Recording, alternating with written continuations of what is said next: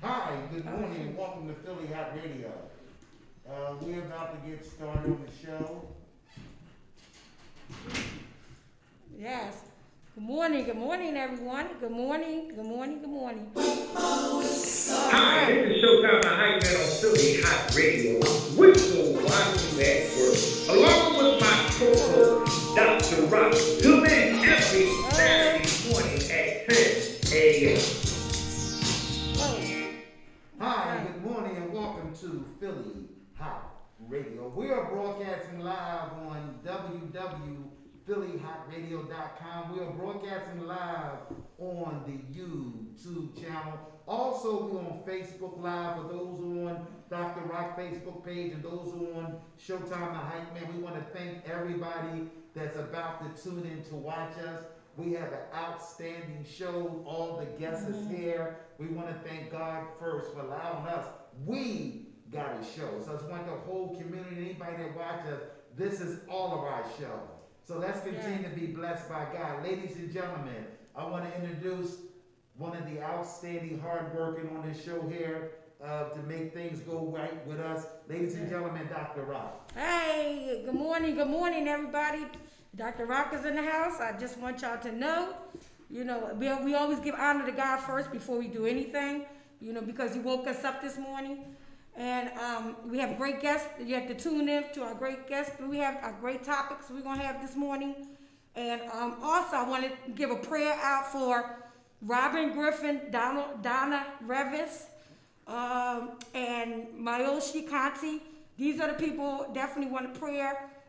Isha Malloy lost her aunt, and I lost the aunt. So we just want everybody to give prayer to, give to the families and different ones. If you know anybody that needs prayer, to extend your hand out for prayer. Also, I want to give a shout out to Isha Malloy and Michael Hiller. Happy birthday to both of them. Happy birthday to you. Happy birthday to you. Happy birthday, happy birthday. So that's for Michael Hiller, who's on now. Hey, Mike, good morning. And for Isha Malloy, he had a birthday this week also. And anybody, if I miss your birthday, I just want you to know happy birthday to you. God bless you, and many, many more. So we want to thank Dr. Rock for the shout outs, and Dr. Rock does a great job acknowledging those birthdays and those who are celebrating anniversaries live on this radio show. But we want to get into some topics real quick because we want to bring our guests in to start the show right for our audience and make sure that our audience are tuned in to watch us today. We want to talk a little bit about where they are fighting and how the President of the United States has going to approve the stimulus checks in spite of where the Republican Party may not want to approve it, but we have enough votes because the American people in dire need of help. Nobody knows what a mother and a father is going through during this crisis, even those who have lost their job during the COVID-19 and the impact of the children that's in the schools and how this COVID-19 has shut a lot of us down. So we want to thank President Obama and Vice President Harris for doing an outstanding job and promise that they made. Because Dr. Rock talked about that he hoped that the president, all the stuff that he usually say, but he is delivering, Dr. Rock. Yeah, I know he would. I mean, I never had any doubts. Yeah, I know, and so I just Yeah. want to make sure you talked about that 6 months ago when they was running for office. And No, I just said I said anybody that's running for office, I want, when you say you're going to do something, they should do it. That's correct. So it's not just the president, it's just anyone who runs for office. I believe in truth. I believe in, things that you need to do. And that's what it's all about more so, so that's what I was talking about more. Okay, good. Yeah. So we just wanted to make sure that Yes. because anything that me and Dr. Rock does, me and her always want to speak the truth on our show and give out the facts. Also, the school system of the Philadelphia Union made a decision based on that they're going to not allow teachers to come into the schools right now because of the COVID-19, the safety for the teachers. The President Union made that commitment to his teachers that and not also harming the kids and the City of Philadelphia School District. So we want to give a shout out to the union and all the teachers that's concerned about the kids and their self and safety of them. Yes, we want a paycheck. And yes, some of the teachers love interacting with their children, but because of the COVID-19 is spreading, and we have over 5,000 cases that came up in Philadelphia, and we don't know the count of how many people have died with the COVID-19 so far in the city of Philadelphia. Also, we're going to talk about where they're trying to allow the police commissioner to fire her position, but she says she's not going nowhere, even though 500 murders in the city of Philadelphia and already 60 maybe already in this year county. Also, the health commissioner that in the city of Philadelphia, where they gave a group of young people permission to do the vaccine shots, but they took advantage of these young Philly health something, gave them a contract, and they took some of the dose home up in their community and gave some of their friends vaccine without the permission of the city of Philadelphia. So the council people are really looking into this thing and not going to allow this thing to get real serious. I want to thank the city of Philadelphia and the council people really paying a close attention when it deals with the COVID-19. Right. So also, but we have to really, get involved with that. I mean, people don't, they're not really taking it serious like they should. They still not taking it serious. I believe that they should take it serious because it's a lot of things going on, and this vaccine is like it's going to take a while for everybody to get vaccinated. So. So in the meantime, everybody has to still protect themselves because we don't know. That's correct. So that's correct, Dr. Rock. So also, we want to introduce our guests. So we put some things out there, me and Dr. Come on in. So Dr. Rock introduce our guest that's coming in. Our guest is Raheem Owens. Raheem Owens. Hi, Raheem. Hey, how you doing? Hey, hype man, Dr. Hott. How you are doing? you? Good. So good to see y'all. We want to thank you for coming on the show, and Thank you. we really appreciate for those who are looking at us. So this is a young man that's rising into the ministry world in his own style of ministry. I want to make sure that he get an opportunity to show his time. He's the second time on the show, and we want him to be comfortable and talk about you this time, and because we learned from the last time that he was here. Yes. So this is your opportunity again to Absolutely. shine on Philly Hot Radio. Whistle while you work. Go ahead. Absolutely. Thank you. Hey, yo, hype man. Thank you so much. Man, you know how much I love you, Dr. Rock. It is so good to see you. Yeah, you too. You Awesome. are an inspiration to me and to here. Thank you so much. Thank you. By your side. What's up, y'all? What's Yes. up? Listen, Yes. we all know that not only is it snow season, Yes. but for some of us, it's get back to church season. Yeah, And amen. So what I mean by that is, look, COVID is going on. Some of us are not able to physically be at the building, but there's still hope because you can still watch online. Yes. And so beginning tomorrow, now I am a minister. I serve as a minister and or a pastoral intern at Calvary Baptist Church in Bristol, Pennsylvania. And so tomorrow begins. I'll be picking up my preaching schedule. Now I've been preaching off and on at other different churches, but there's nothing like preaching at home. There is nothing like preaching at home. And so actually, if it wasn't for the snow, we were going to have social distancing with masks on and allow a couple people back into the building. However, because of the snow, we will be continuing to be watching online. So, I'll be picking up my preaching schedule with that. Listen, you don't want to miss it. Trust me, listen to and Dr. Rocky. I am not a lousy preacher.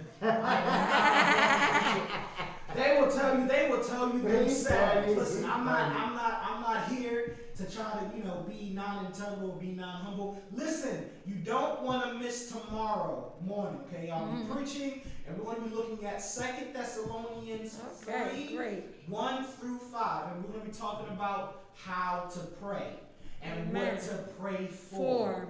Listen, again, because of the snow, we're going to be watching online, so the online address, what you're going to do is this. You guys are going to go on YouTube. Go on YouTube and at the search bar, type in Calvary Baptist Bristol. not Calvary Baptist Church, not just Calvary Baptist, because there's a lot of Calvary Baptist churches out there, but you're going to put in Calvary Baptist Bristol. Calvary, C-A-L-V-A-R-Y, Baptist, B-A-P-T-I-S-T, and then Bristol, B-R-I-S-T-O-L. Calvary Baptist Bristol. And we're going to be live at 10:45 a.m. sharp, y'all. Wow. Okay, you know us, we don't like being late, right, Dr. Rock? That's right. We don't like being late. And so Calvary Baptist Bristol, I think the tech team wants me to do it from my dorm room, from my room because of the snow. But however, if it wasn't for the snow, I would invite you guys out with social distancing and with masks. I understand. You know, some people are watching. That's kind of a bit too uncomfortable. That's why you just. Well, you know what? We have to do, and this is why I stress a mask, because I don't care where we at, we should be wearing masks. We should be wearing masks. Because it's important to do that, because, you know, would you rather die and then you never be going nowhere? That's right. Because you'll die, you know. That's right. And it's, you know, it's important. If everybody can make it everywhere else, they can make it to the service, or they can praise God every day first. And this is my opinion on, you know, what people do. So y'all watch him. You know, he just told you where to look at on social media, where to go to. Without God, we will not have a foundation. That's right. Okay. Without Him, we will have nothing. So you know, so if anything you're watching today, make sure you know tune in tomorrow to the Word of God, because God is the reason for our season. Yes. So we all have to definitely, you know, look at that. You know, because we always, you know, like I said, we go everywhere else. That's you know, we got to put Him first. That's right. And Dr. Wright, I really want to piggyback on what you just said, that God is the reason for each and every season. Yes. We normally hear that around Christmas time, but when we actually look at that statement, God is the reason for every season, you know, you got to understand, the Bible says that He will get the glory. And the Bible also says that every knee shall bow and every tongue shall confess that Jesus Christ is Lord. And the Bible also says that weeping may endure for a night, but joy comes in the morning. And so you guys got to understand that the season that you're in right now, it is only temporary. That's why it's called a season. The Bible says all things work together for the good of them who love the Lord and who are called according to His purpose. Listen, if you just hang on in here, this season that you're going through is not because you did anything wrong. It's not because you are that you want to be stuck in that addiction. It's not because you're trying to forget about God. No, God has allowed some things to happen so that He can redirect you. There are something called directing storms. And honestly, I'm glad for some directing storms, because when I think about what had happened, what have could have gone, and what should have happened, there's no way but God's grace and God's mercy. So the season that you're in, you guys got to hang on in there. You got to trust God and know that, again, weeping may endure for a night, but joy comes in the morning. He's doing something with you in that season. He's doing something for you in this season.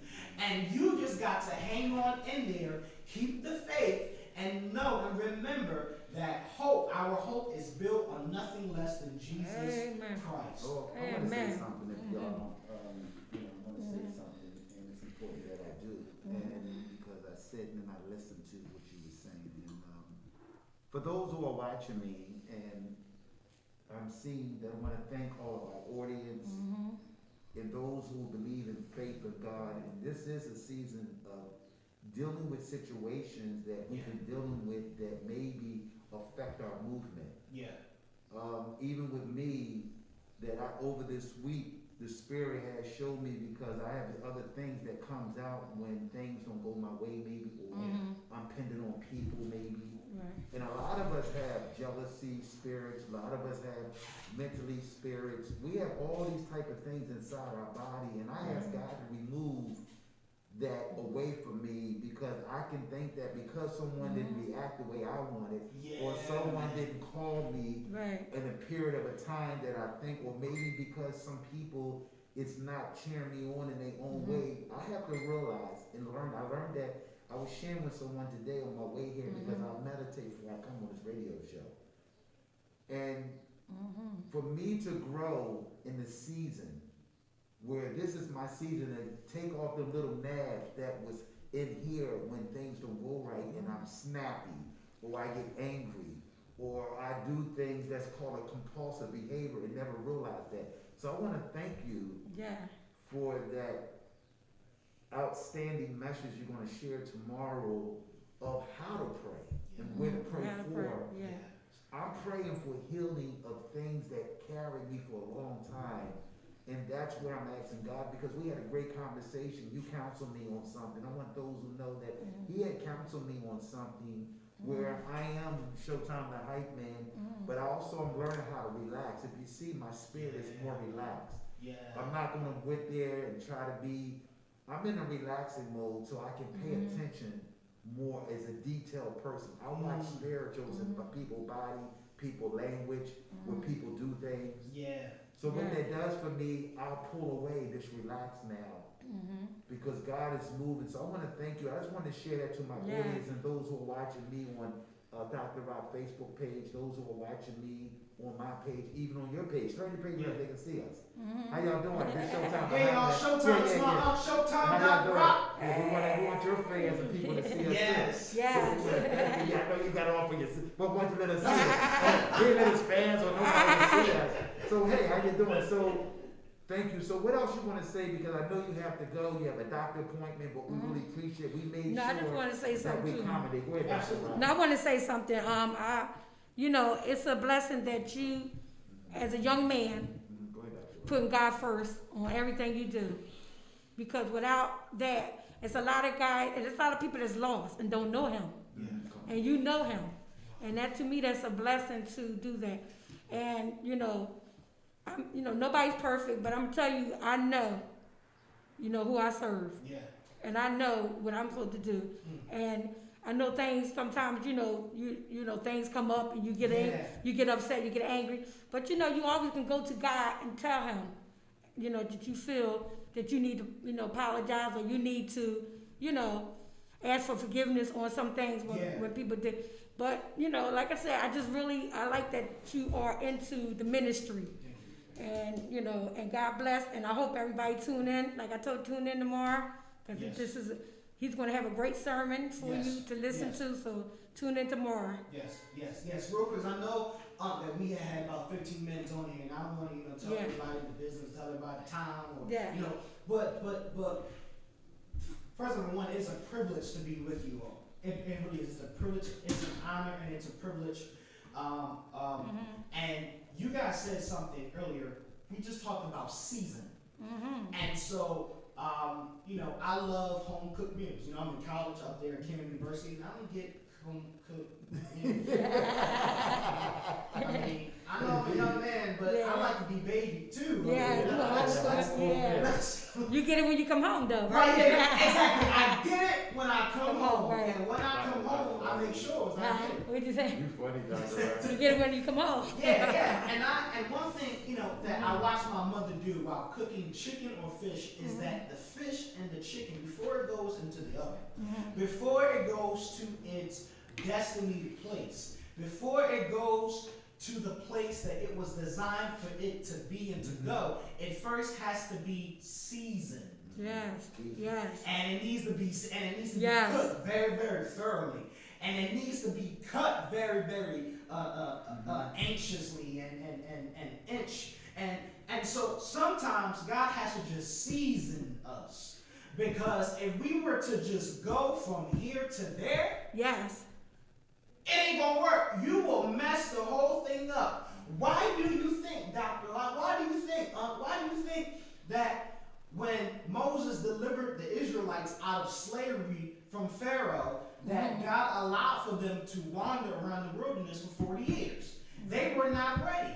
And sometimes you can get the people out of slavery, but other times you can't get the slavery out of other people. Right. And so there's just some things that God's got to get out of It's just like you could take the people out the hood, but you can't take the hood out. You can't talk about it. You can't take the hood out of some people who just really can't. And so sometimes God said, listen, I still have this for you, but there's some stuff I got to get out of for you. And some of you are probably saying, I've been wandering in this thing for 40-some years. Yes. And God ain't still getting me out of this. Yeah. Well, you know, He's still getting you out. I Right. definitely want to piggyback on that one. And because I was talking, because I do have a relationship with God and my understanding. For those Amen. who know that I have that, and someone was telling me, and I was sharing with them earlier, where I'm a spiritual guy, and for me, that I can understand the language because of the master skills that God gave me as a great listener. And I'm the guy that for 40 years been out there and not thinking, why me? But I never complained it to God. And I'm the guy with 40 years, since I've been 20, I've been out here in the public. Yeah. Trying to find my niche. And You I say found, that? Yeah. and I found my gift. And it took me 40 years. I want people to know that I've been out here for 40 years trying to find a niche and question myself. But then I heard, when I read a book called Instant Development, what happened was for me that God told me in my ear that you got to have your own story.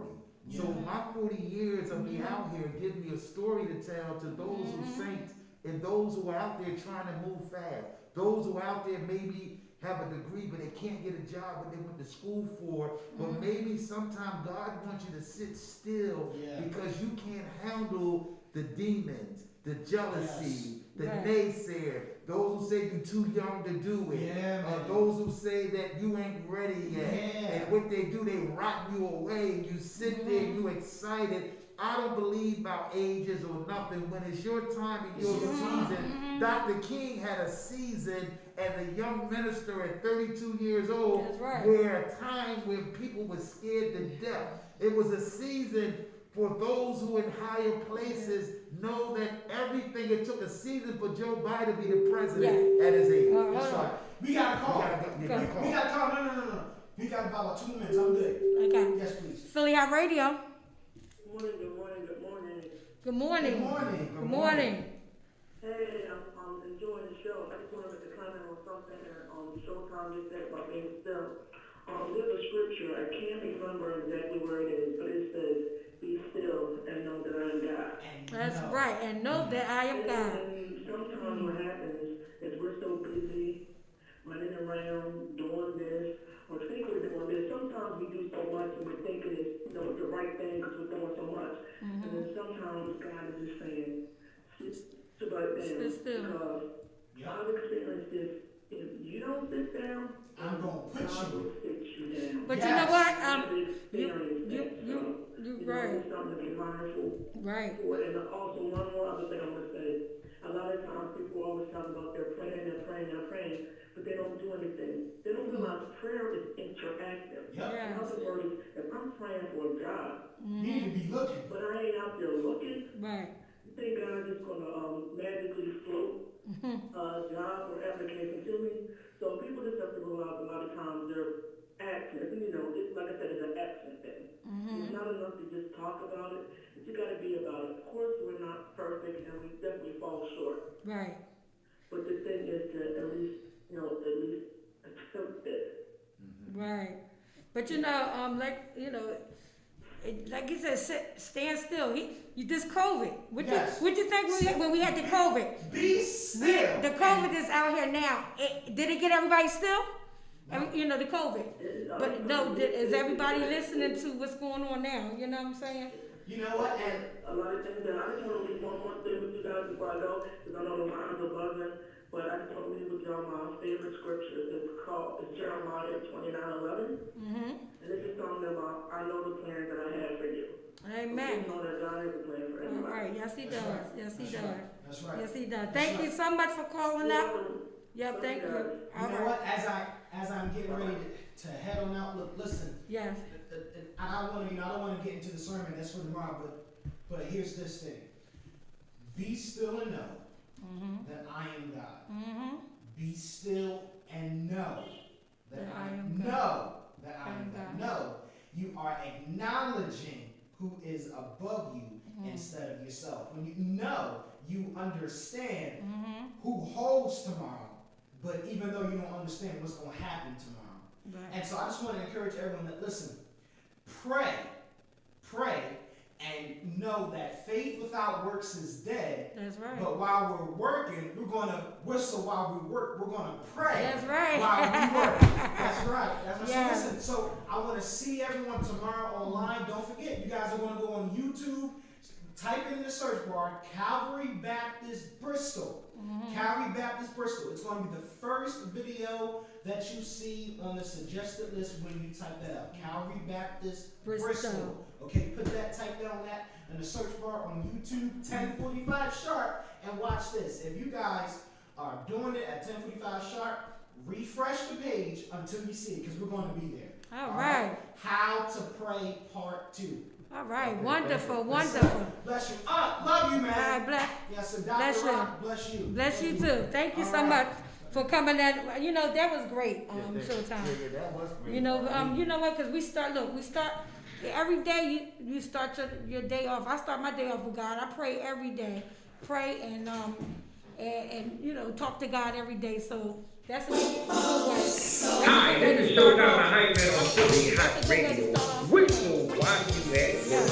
Along with my co-host, Dr. Rock. Tune in every Saturday morning at 10 a.m. So we want to thank Dr. Rock, said that was a good. That's why I'm gonna finish letting them know that was a good, to start off, with God. You pray every morning and you talk to God every morning, and that's a good thing, the way to start off. Yeah, so basically what we're gonna do, we're gonna keep it moving. For those who are watching us, that was Raheem Owens, a young guy that's in the ministry. He's in college right now, working on his master's degree. 22 years old. He's only 22 years old. Wow. His mother and his parents has raised him the right way. But also he liked having fun. He told me he still liked having fun. Also he liked Jodeci. He's still loving having music. So we want to thank him for coming. So we have another guest that's coming. Okay, so let me see which guest is coming first. Is it Kevin? Kevin Benton. Yeah, so we have another So guest. he is going to be. He's a radio personality with Kevin and Nikki, and he also is an actor, and he does a lot of good things. Guess what? A former professional basketball player. You should see how tall he is. I'm like, I said, how tall are you? He said 6'7". I said, well, damn. I said, did you play pro ball? He said, I sure did. I said, you did? I said, okay. I said, we should be getting some autographs or something right now. So here go Kevin, definitely. Kevin's here. Okay, well, Kevin, welcome to Philly Hot Radio. My name is Showtime the Hype Man. You know that, Dr. Rock. We want you to relax yourself. Yeah. So, for those who are watching us around the world, we on the YouTube channel around the world. Okay. Those who are on Facebook and all social media, we hoping that our audience will call up. The phone number is 484-477-6348. Thank you, Dr. Rock. So this is the part of the show for you to talk about you, and Dr. Rock and me will ask you some questions. Okay. Yes. Go ahead, go on, introduce everybody. All right. Go ahead. All right. It's all right. Hello, everybody. Actor Kevin D. Benton, former professional basketball player, radio show host of the Kevin and Nikki Show on iHeartRadio, and we everywhere. So I'm happy to be here with Showtime, the Hype Man, Dr. Rock, Steve. Yeah. How y'all doing? Everybody good? Thank you for this opportunity. Yes. Thank you for this opportunity Yeah. to just come on and share with your audience, and I hope that something that I will share today will be inspirational, motivational, and encouraging. Oh, good. Right. I want to say Wonderful. something, get you started, get you warmed up. Okay. It's me and Dr. Rock job. For those who are watching us, this is a man that found certain gifts as he was on a journey. Kevin said that he followed some of his brother as a basketball player, but I didn't realize that he was a point guard. And to be a point guard, that means that he got to have direction, know the whole court. That's right. That's right. And then also he would know, and when he practiced with certain his players, he had learned certain players' habits or what they can do, and how to receive the ball where they location at. That's right. But Kevin told me a little story on his journey when he found another gift that God gave him. He played at what high school he told me? Massbon High School in Philadelphia area where, he took off and then he became attracted to a college that picked him up. Where mostly the kids in the city of Philadelphia, how the basketball league is not as strong and popular in our community because of the street violence and gangs and a lot of people trying to find ways to make money. We saw a lot of superstar basketball players that went the drug way and thought the fast money, but they didn't want to go to college. And what happened was that those who have been basketball stars in our community saw that drugs was a fast way, and those who went to college and maybe came home and saw their cousin or their neighbor making some money during that time. And I believe that Kevin maybe was in that area, but he chose the way that his mother and his parenthood, and he knew his big brother will pop him. So he But you know what? He has that. Look, Kevin got a lot going on. Kevin has he has his acting too. Kevin, the ball. So Kevin, I knew Kevin from being in a lot of different shows and movies with him, like different things that I was in with Kevin before, and I knew that Kevin, he definitely was a star because he always act great and everything. Now, what inspired you to be an actor? I think it was my on-set experiences in the grade school plays, and the reaction from the crowd and things like that. And you say, wow, I kind of like this. And, then I kind of got away from it, of course, to play basketball became my new passion. I got pretty good at it. And following in my brother's footsteps, and what first started out as a competition turned into kind of like a dynamic duo situation. Started out at Overbrook High School, then I transferred to Massbon to play with my brother. And you played with Tony? What was it, Tony? Tony Costner. I was over Overbrook. Yes. Yeah. And so from there on, I kind of did the basketball thing, earned a scholarship to college, played Division I basketball, won 2 NCAA championships. You see my ring right here? I got right. He got show. Okay. He showed the ring. And then, I got picked up to play overseas and had a great season. My first season over in Portugal, averaged like 30.2 points a game. Then I got invited to Sixers camp that summer, which ran by Maurice Cheeks and Coach Leo. And I got invited to rookie camp. I had to earn my way to Veterans camp. So if you played well the first day, got invited to Veterans camp. So I played well, earned my way to Veterans camp, and in walks Kobe Bryant, the late great Kobe Bryant, rest in peace. Yes. Rick Mahorn was there, Detroit Pistons, Jerome Allen, friend of mine, current Boston Celtics assistant coach, and a host of other players. Paul Snoop Graham, Philly legend. And so the decision I had to make was, do I wait around till September or take the short deal back overseas? So I took the short deal and went with that. And so after basketball was over, and you can't run as fast and jump as high, you gotta find another passion, man. Because I had to channel my competitiveness somewhere.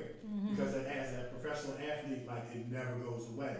And so I said, let me try this acting thing. It was an original passion when I was younger. And during the summertime, I used to go down to Florida to visit family. And of course, you gotta make your way to the Disney parks.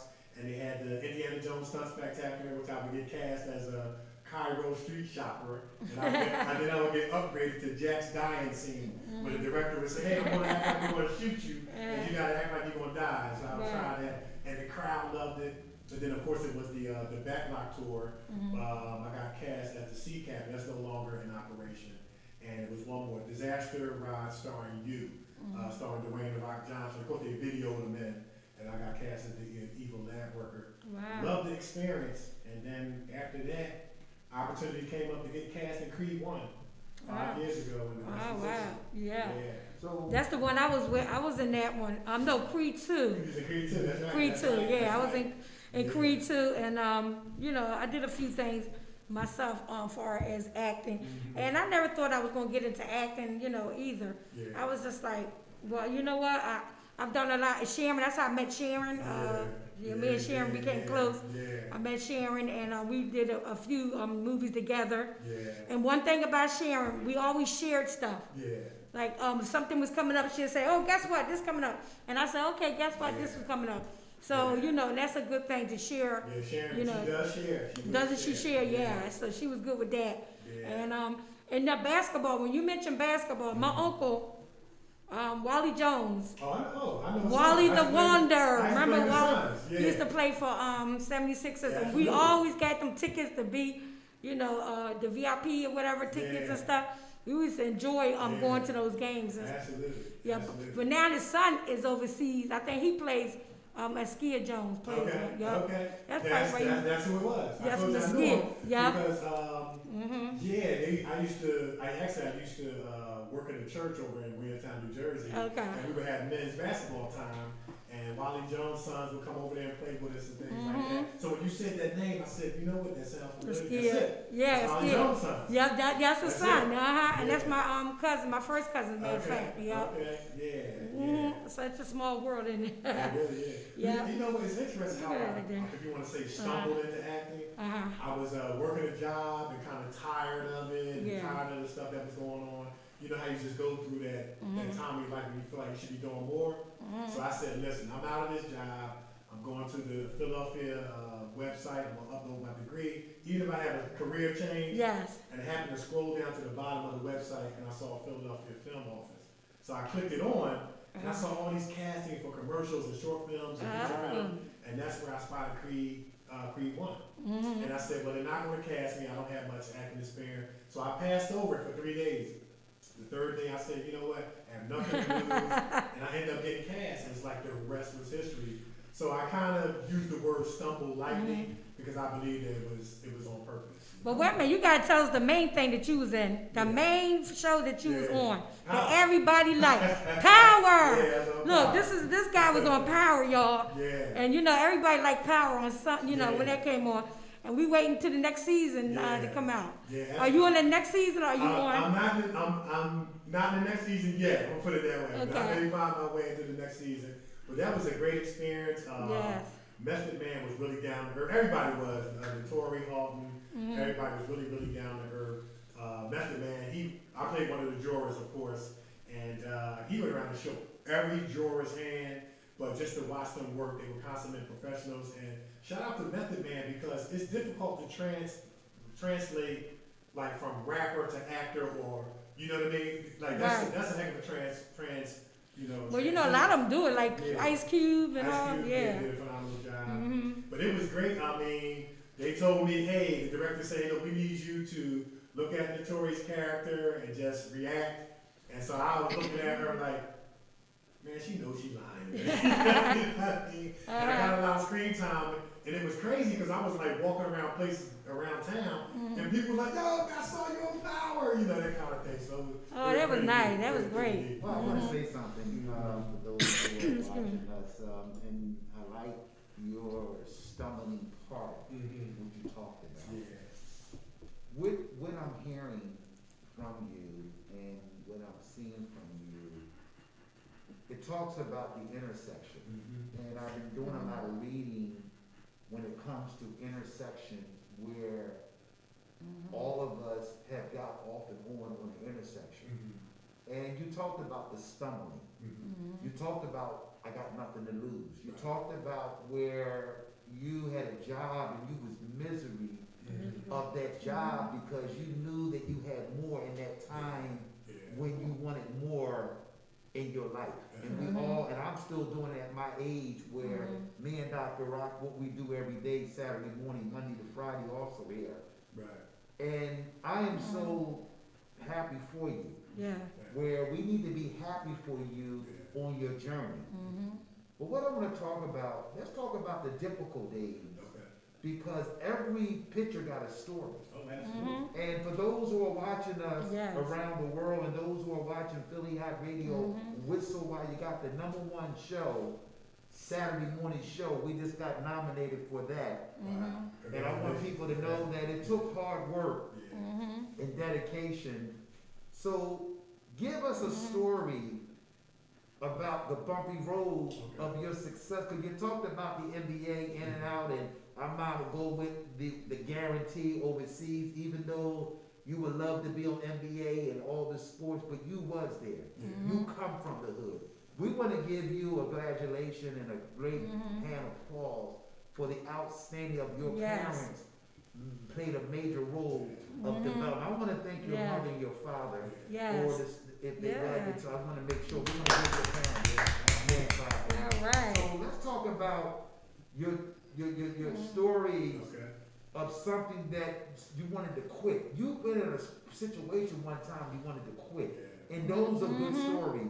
Can you talk to us? Those who want to be successful, failure is a part of success. That's right. Well, Amen. I know this is God because Come on, brother. I appreciate the opportunity to share this part, and I was actually looking forward to sharing this part because, so we know this is something divine going on right now. One of the biggest lessons I learned in acting and in life was from the late great Chadwick Boseman, who I had the chance to work with on the set of 21 Bridges.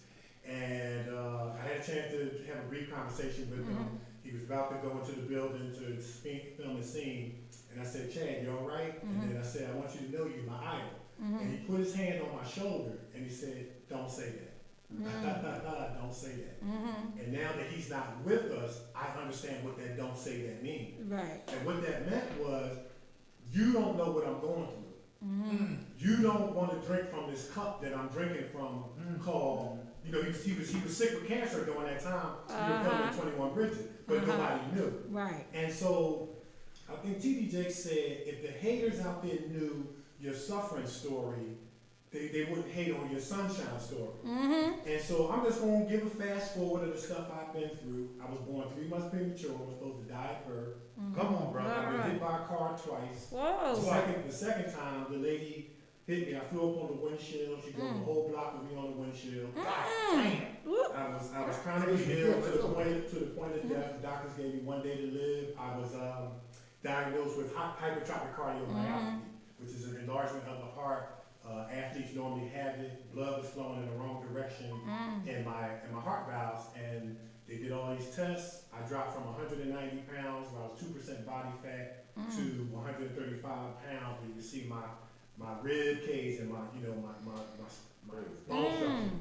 And I'm laying on my bed. I'm wrestling with God. I try to live a good life, help people, and this is the way I'm going to go out. When there was people out here murdering people and being scoundrels and things like that, and this cleaning lady mops her way into my room.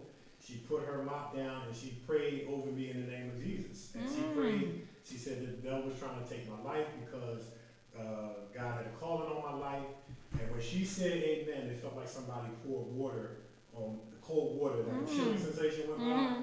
And I felt my heart like shrink right in my chest. And I got wheelchaired in, and I walked out gingerly in 3 days. And I also have been shot at, playground basketball games. Some fool comes to half court, pulls out a gun and just starts spraying, and you can hear bullets whizzing past your ears, you know what I mean? I've been through depression to the point of wanting to commit suicide, and so I tell people look at me, they say, well, Kevin's in everything, and they want my best film acting awards. But just like with Chadwick Boseman, you got to volunteer for the colon cancer too. It's a package deal. Right. It's sunshine and rain that makes a flower grow. So if you want my awards, you want to hate on me, I still love you. But you got to volunteer for my suffering. That's right. That comes with it. Yeah. You know what I'm saying? So just pray and ask God to send you my suffering. But you know what? And you'll end up a best-selling actor. I love the story that you just told us about, because you just don't know. You don't know. Like they always say, you never know what a person been through. Yeah. And it's fine. You can look at everything and look at the outer. Yeah. Look at the outer of the person but you never know what that person went through. Yeah. And my thing is, yes, a lot of people say we have idols and, or mentors. Yeah. And that's fine to think that way, which is no problem. Absolutely. But like you said, only God had took you out of the situation. Only God knew that he had a plan for you. Right. So he decided to keep you here. All that other negative stuff that happened in your life, God said, look, I have a plan for you. That's right. And you're gonna do the, go over to do the plan that I have for you, and nobody can take it away. And that's actually what happened. Yeah. And I'm really proud of you, Kevin. I do see you on a lot of things, and that you are involved in a lot of things. Now, when you said the upside down, I was in that one too. Yeah. I was in that one because I seen that was the one with Kevin Hart, right? Yeah, the upside, yeah. Kept saying, yeah, Kevin Hart. Yeah. Remember, we was there from what? All in the morning, from Going 6 all in the day, morning yeah. to like 10 at night. That's we, right, that's we was right. there And it was all a day. snowstorm that day. It was snowstorm that Yeah. day. We had to Yeah. go across the street to eat something or something. We had to go across the Yeah, street. Remember yeah, that? I remember that. Yes, I That's was right. in that one with you too. Yeah. But like I said, you just don't know what people are going through. I mean, everybody, but you know what? Even when you're going through something, as long as you put him first, Yeah. everything will be wonderful. Yeah, The stuff that you've been going through is stuff that's not even non-void. So I just, like I said, proud of what you're doing and everything. Oh, you got a caller probably. Yeah. Philly Hot Radio. Hey, it's me again. I just want to say a quick shout out. Hey, Kevin, what's up? I've been asking a couple of projects with Kevin. Really good guy. What's up? What's up, Sharon?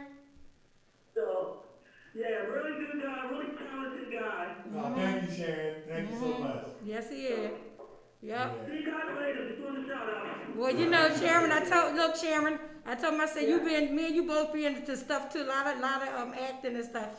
I said, that's how I met Sharon, acting. Yeah. Sharon's talented too. Yeah, she is, She's very talented. And yeah. I told her she can be a comedian. Yeah. I don't know why she won't go for it, be a comedian. Yeah. Well, All right, Sharon. Thank you, Sharon. For Thank calling. you. So, Kevin, before you go, Yes. what do you want to say to someone that is going through a trial or tribulation? Because you talked about your destiny and the intersection, and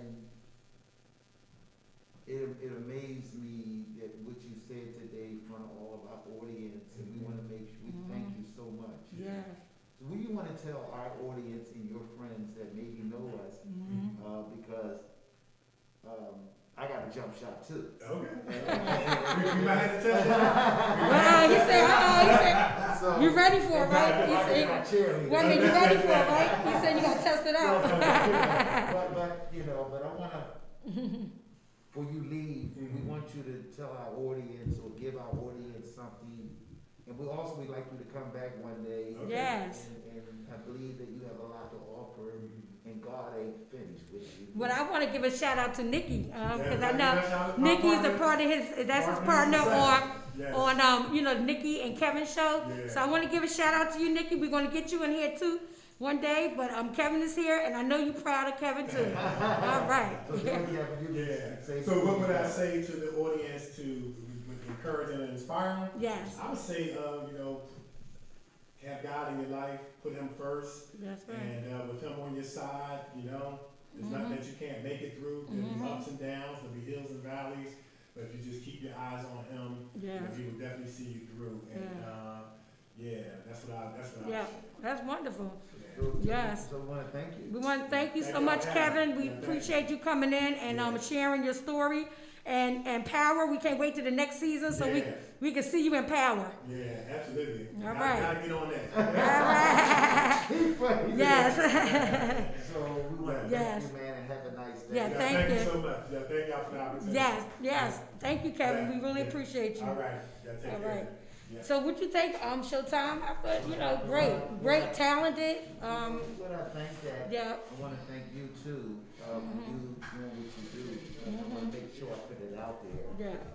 For those who are watching us, and that was a great interview where me and Dr. Rock have brought Kevin, and so we want to continue to bring the best people on our show on Yes. Saturday on Philly Hot Radio, Whistle While You Work, and we need more people to help us. I might not say help us, we are doing this thing. Let me Right. change that word, help. We got a radio show, me and Dr. Rock, and it's all of our shows. It's we. Me and Dr. Rock is a we thing. It's not an I thing. Right. So continue to keep watching us. So Dr. Rock about And to that's bring why our you next know step. you always can get somewhere if you always say we. If you say you, it ain't going nowhere. It ain't going And that's nowhere. with anybody that's So in we're any gonna kind of play- business. We're gonna do our introduction. Okay. Dr. Rock So song. my introduction song. Hi, this Alright. is Showtime, the hype man on Philly Hot Radio. Whistle while you at work. Along with my co-host, Dr. Rock. Tune in every Saturday morning at 10 a.m. Okay, so we're gonna bring up our next. Our next guest is Sherrod. All right, Sherrod. Smallwood, isn't it Smallwood? Yes. Sherrod Smallwood, he's an actor. Oh, he said Smallwood. Small man. Smallman, I'm sorry. It's okay. It's so funny. I like it. It's so funny because no matter how many times I put that down on the application or something, somebody always says, "Oh, Smallwood." I'm like, it's like, man, it's okay. Well, you know, I'm glad you Yes. said that Yes. because me and Dr. Rock host a lot of shows, and we did a show, me and Dr. Rock, Yeah. with the COVID-19 to raise money. They gave us 30 names. So out of 30 names, we're gonna mess up one at least. They get added, so people get added to you mess up one name. But I understand how important names are when you introduce it, Dr. But you Rock, know what? And it's so help me. funny. Just think when I'm teaching. Think when I'm teaching all the kids with different names and stuff. But people look And at I be it. like, okay, just tell me I pronounce it wrong. That's all you gotta do is tell me I pronounced it I wrong. hosted a poetry Yes. and I'm looking at this list and people spell and write differently. Oh. So I'm sitting there like, and I hate reading out loud already. And I'm sitting there like, if I mess up your name, just correct me, but then trust me, like it's tough. It's Yeah, tougher than it looks. it is tough. It's definitely tougher than it looks. So welcome Yeah. to the show. Thank you for having me. Yes, I welcome, appreciate it. welcome. And Dr. Rock, a little more about you because I didn't know what I read that she put out there for me to read. But I see that you have accomplished some things and you're still looking for success. And we want to thank you first for coming on Philly Hot Radio. Yeah. Whistle While You Work Saturday morning, one of the #1 Saturday morning show so far. We are Oh, James. Number one. Yeah, so Associated with the best. that's Yes. correct. So Yes. we want you to talk about your journey. I didn't get enough chance to get to interview you because of time with the Yes. snow. But this is your opportunity because Right. the audience that are watching us around the world and those who are watching me, this is your opportunity on our platform and hoping that some of your friends will pop up on either one of me and Dr. Rock might notice you here. He came in quietly, but he here. He got his thing. So, brother, I want you to relax and talk about your journey Yeah. and how it all started because this is your part of the show. All right. That's All right, it. so there's a few things I do. I'm a writer. That's one. I've been writing since I was a kid. My mother is the first writer I know. So when I saw her writing, I was like 4 years old. I'm like, yo, what you doing? She was like, I'm writing. I was like, what are you writing? A poem. I was like, what's a poem? And she told me what a poem was. And I started writing it. Like I had to be like around like 5 or 6 years old when I started writing stuff. And the first thing I can remember writing was like Roses the Red, Violets the Blue. I didn't like the ending, so I was like, I don't change that joint up. And I was like, oh, that's what writing is. So I've been writing since then. I mean, the most recent things I've been doing have been short films and plays. My play actually has been on one of my plays. My first play I ever wrote was in this thing called Broadway Bound Theater Festival. I got into it surprisingly, and they was like, "You on the top 3?" I'm like, "Did y'all read this?" I was like, "I'll go top 3." He was like, "Yeah." I didn't want to do it. My father just passed away, and I was like, everything was piling on. In fact, that very night I got selected was the same night my father got killed. The same exact night. And I accepted. It was a learning. It definitely was a learning experience. It was a tough experience, but I got accepted there. I'm a poet. I had a poetry slam called the Fuse Poetry Slam Incorporated. I did that for 12 years. Had poets from Philadelphia go all around the U.S. Had poets in events like #1, #8 in the nation, all this different type of stuff. So I've been around for a while. I act. I've been in shorts. So I've been in shorts in Philadelphia. I was in something called the 5 Shorts. Shout out to Shakima. She actually invented the whole thing. So it's like 5 shorts basically, and 5 shorts from 5 different people in 5 minutes each. So I was in one of the first ones. So All right. yeah, so it's a lot of stuff I did. Well, what inspired you to do acting? You know, really like what really inspired you? Inspired, I don't know what I would call it inspiration, but like chance. Like Chance, you said. it wasn't like I wasn't thinking about acting because you see people acting on TV, like you see Robin De Niro, you see Denzel Washington, you believe those people. I'm like, what the fuck do that? I was like, please. I was like, you kidding me? Those people look like they mean what they say. And then I was in college. I went to Lincoln University, and somebody was like, we need somebody. Can you just read something for us? And I read it, and it was like, oh, that's good enough. I'm like, really? And I did it. You know, I did my first acting was actually on stage. I also did like I did an opera. I sing too, so that's another thing I do. So I sing. Should we hear too? Yeah, I can sing something classic. I'll sing some whatever for y'all later. But I did that, and one of my friends, Buford Jenkins, which is probably the only reason you and I are talking about anything, because he was like, "You can do this, man. Go, you got the net." I was like, "I don't think so, kid." He was like, "Yeah, go." I was like, "Nah." So years later, I started getting acting in Philly. So Wow. that's it. But see, I know Sherrod too from Woman's Journey to Life. Also, me and Shay Monroe. Hey Shay, what's up? Shay Monroe, I think she was on here. I think she's on here. Okay, yeah, Well, she was anyway, on she was on here, and we went to a play that you was a part of, and that was a good play. But I knew him also from just being a part of us, being a Woman's Journey to Life, and doing when we doing events and everything. Sherrod would be there, so we really appreciate you. Did you come to Leaving Still Here? The one with the lady who had mental health issues, or did you come to? I came to the one. I'm just trying to think. It was a while back. I know that. Me and Shay went, and it was downtown. I think it was. Was it downtown? Y'all usually the one downtown. Oh, you went to Underground Episodes. Yeah. I played the drunk guy.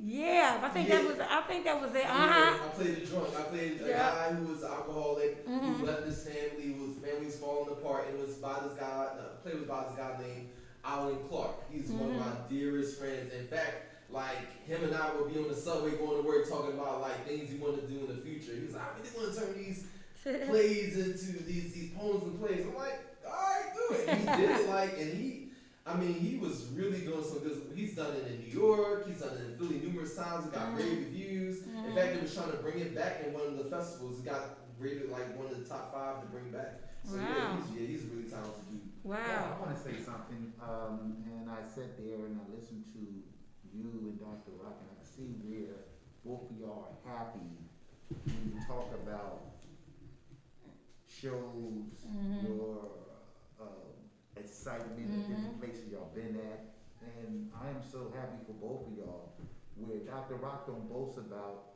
her career. And other things I don't. And I'm so grateful that I have, even with me, I'm not a boaster, all people that I've been with. And most people maybe see you in the community will think that you play basketball a lot too. I do play basketball. But also, your mother's spirit touched me when you talked about, you saw your mother writing and you didn't understand what she was doing, but she planted that seed early on for you where mostly children never get a chance to be writers and continue to write on.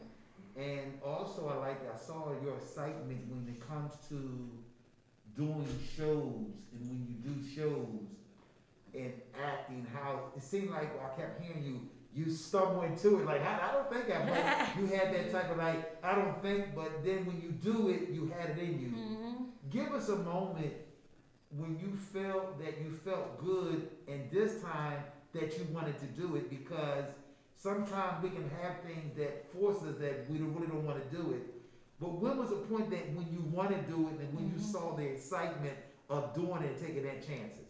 Well, I got moves. So let me put that in context. See what he said? You got moves. So I played Bethel Bates is a really talented playwright, and I auditioned for her play.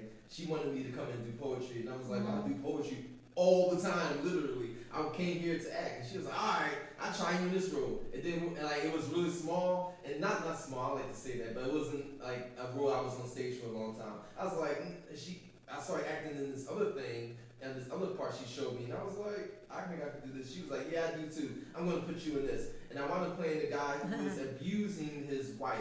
And it really helped me to dig into building character. Part of acting is character building. So if you have a role, it's not just about like doing a character of some dude like who's an alcoholic or you really want to know who this person is. Because behind every issue is a person. Behind everything people do is a person that's hurt. And behind anger is pain. All those things. So it helped me to dig in. And I realized this guy wasn't abusive, but he was out of control. And he needs to control things exterior because he's out of control interior. So that drove me, and I just built on the character, wrote about him, it's really a character building thing. And then I did it.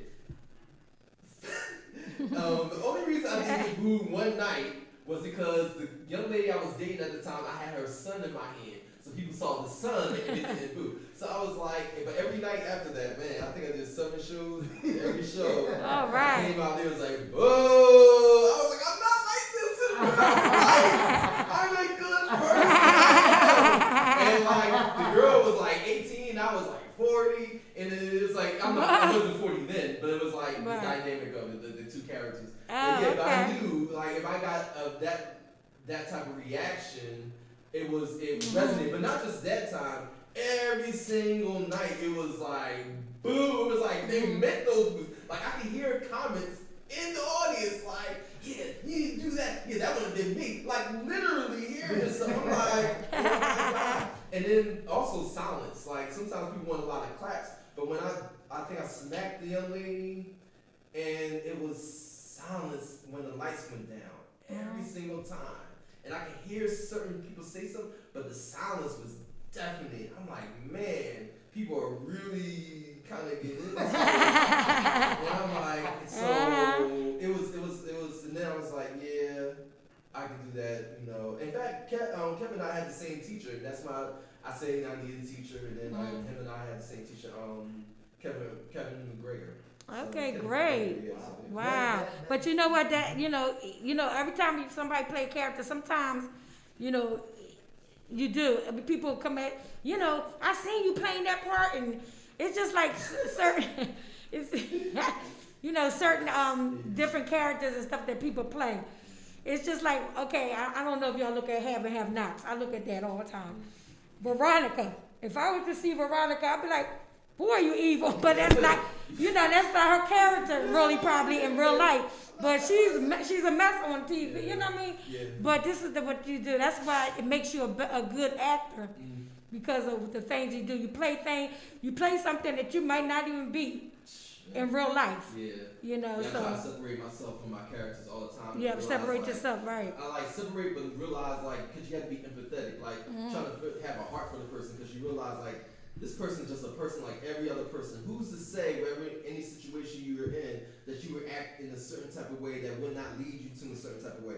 Everybody would like to think they're such a good person, everything is. I was like, yeah, but people have hard times and nobody's perfect. And to humanize people is especially like somebody who's doing something devastating and harmful and unforgivable. To humanize a person is extraordinarily hard. Yes. Because you don't want to look at that person, human being, instinctively. You want that person to be as evil as they look on the surface. But then when you start digging, you're like, man, this person was abused. This person never had a chance. This person never had anything. This person never had. You're like, man, and then they wound up being this. So it's like, everybody's 2 inches away from heaven and hell, and nobody likes to think like that. But it's crazy, building like that. But then you build your character and then understand that too. You see a part of yourself you don't understand. I want to say something. I think that what you said, and I want to go back on the stage where the silence and when you saw the audience to participate in your character. Your experience told you that you did your thing on the stage. Because of your spirit and your heart, you are that knows I'm not this person. But over the years, you will learn how to master that and know that I did touch the audience. You touched the audience because they felt your character in the play. So you didn't have, as you grow into acting, it made you understand your part. Just like Nemo when Nemo did his acting, New Jack City, where a lot of people, That was a good one.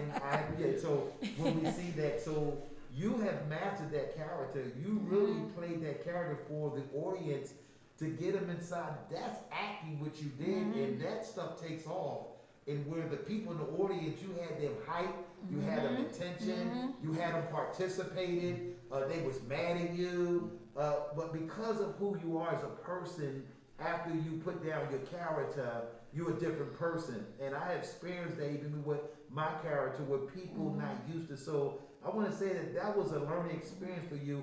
How do you cope with now if you play a part like that? What is the difference from the maturity that's now and the maturity that you got right now?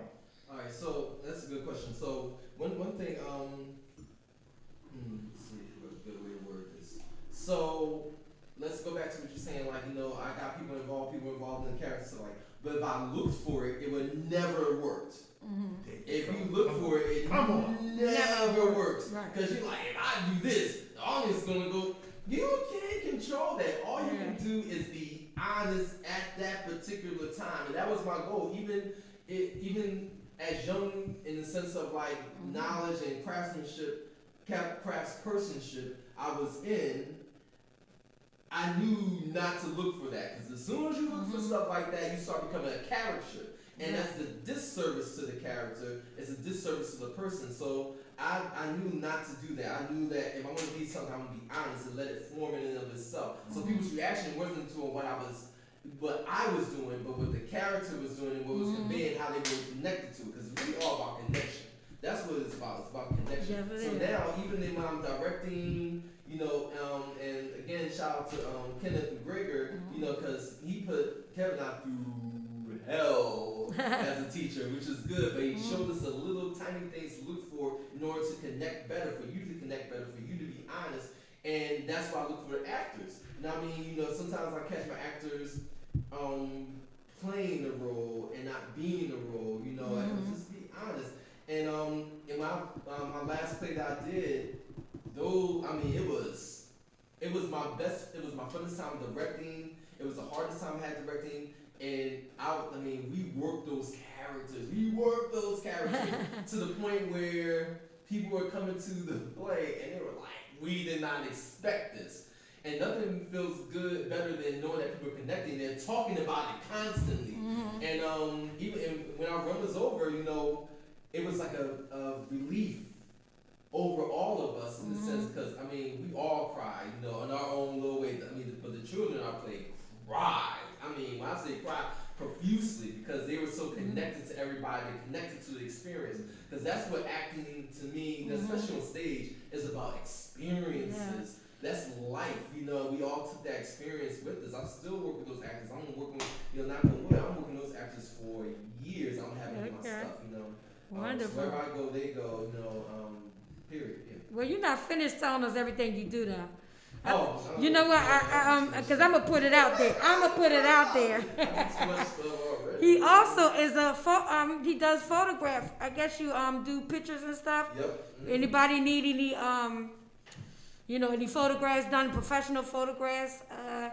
Sherrod, he does that too. Yeah. I'm letting y'all know he's an all-around person too. Him and Kevin both, they're talented and they do a lot of different things.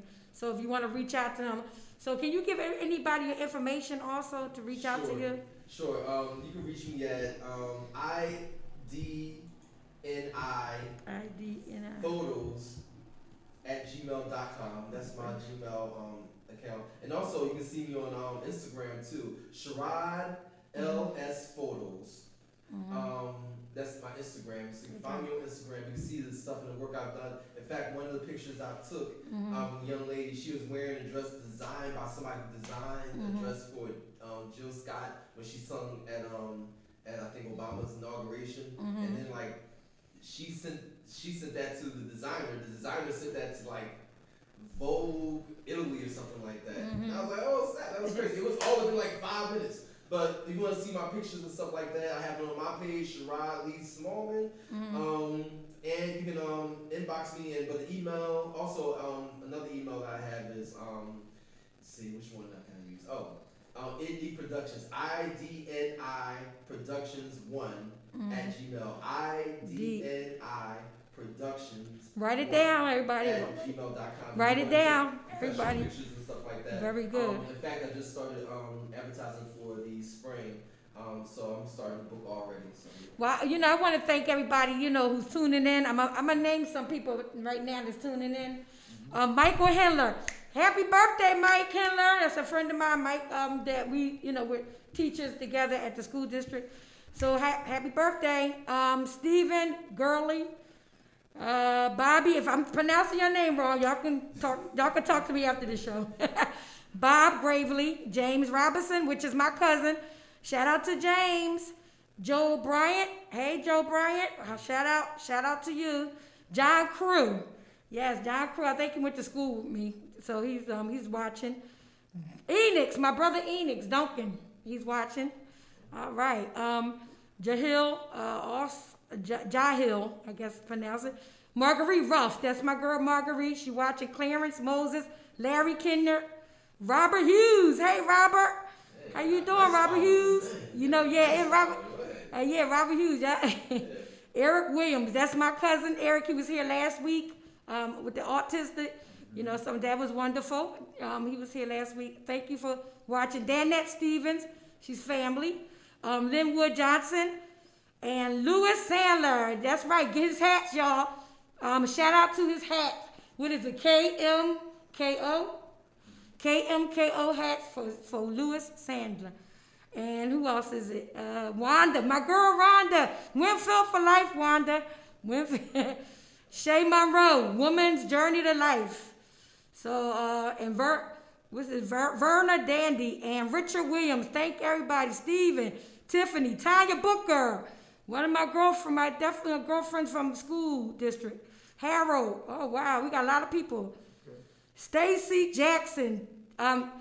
Okay, my model girlfriend is Tiffany Foster and Tiffany Henderson. My girlfriend Tiffany's my sis. I call her sis Tiffany. George Toy and James Dillard and Victor Carter and Janice Grant is my aunt. She's watching. And Alan, Jonathan or Alan. Jesse Keller. We got a Keller on here. Keller is he's a family member. His Showtime brother. Thank you so much for watching, Jesse. We appreciate you always supporting us. And to me, I want to say, it's a blessing when you do have family supporting you. It's a blessing to have that. And because if you don't have family, who do you have? So you expect family to support you in what you do. Well, they always tell me too that you'll be surprised the friends that you meet on your journey. Yeah. You turn out to be friends. And I have met friends that have done things for me to help me out when I was in crisis. And reached out to me, and you cannot expect them type of friends to always be there because they have journey too. But what I want to say, you talked about your poetry and your singing. What one that you want to do for our audience? See, you're live, and you're not just gonna get away Sing it. show here. Yeah. So I know that you like writing poetry, and I know you like singing. What type of song or poem? Which one you want to do? Because since we have you here, Dr. Rock, I like to hear. So she said you gotta get him Showtime. Yeah. So Dr. Rock wants you to do whatever one you want to do that you feel comfortable with.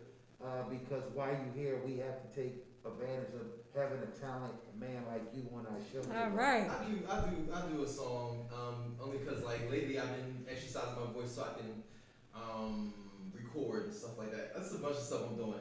I am doing a lot of stuff right now, but one of them is get my voice back in shape. And this is actually a really good place to sing because the acoustics in here is great. Man, it's like, all right, well, you know what? Sing in this place. But guess what? We're going to hold it to you, and we're going to have you back on the show one day, and you're going to sing for us. What you can sing right now. You're going to sing for now? Oh, you're going to sing right now for us? Yes, Okay, all right, let's hear it. There is a missing person that I just got to find. right. gone, I can't say at the sign. I glance outside my window, surprisingly to see the reflection of a broken man who looks somewhat like me. And I'm trying to find my whereabouts. What shall I do when nothing seems to follow through? In me trying to find my whereabouts, I'm turning blue. But wait, I may have found a clue. My whereabouts is somewhere in yesterday with you. All right. Got a clap for him. That was good, Sherrod. I like that. So we want to thank you Yes, for that. you sound real nice. Training your voice, and a lot of artists, when someone asks you to do something as an artist or an actor, it's important to be instant. You did that. Yes. You didn't, because I see a lot of the Afro-American And you know what artists- that knows? I'm sorry to cut you off Go on ahead, Showtime, but you know what? That's right. Because like somebody might tell us they can sing and then they can't sing. Then what? Then what? What you gonna do then? So Yeah, for that's me, good. Me and Dr. Rock is building some. We have a big platform here where we are looking outside of Philadelphia because we see that Philadelphia artists and actors, some of them think they're too big when no one is doing nothing. And we got the best platform where you can sing. We got different rooms in our radio station where we have different setups where we can do different types of setups inside this building. But now, people don't realize in New York City, they got some raggedy spots, but the best place. If you ever been, if you ever been to New York City, You said because of this city, where you got to go on the elevator, you scared to death because the elevator look raggedy, going up into the hallways with lights at. And so we got a nice platform here, and we are hoping that those that watch this show today know that me and Dr. Rock on something real big. And we know that as God is leading us in the light, and we're going to allow to grab God's garment, to take this radio show where most people see because they too, we're going to mess them up in their career. These men that been here have a hell of a resume that's on our show today. So that tells you that with me and Dr. Rock and what Dr. Rock has doing, that this is a we thing. Before you go, we want you to tell our audience something special inside of you because you a thinking man and you a creative man. And you have been bold lately in doing things now, and your energy level is real high right now of doing different things. And I can see that in you, the energy level up. So what do you want to tell our audience before you leave on this radio show?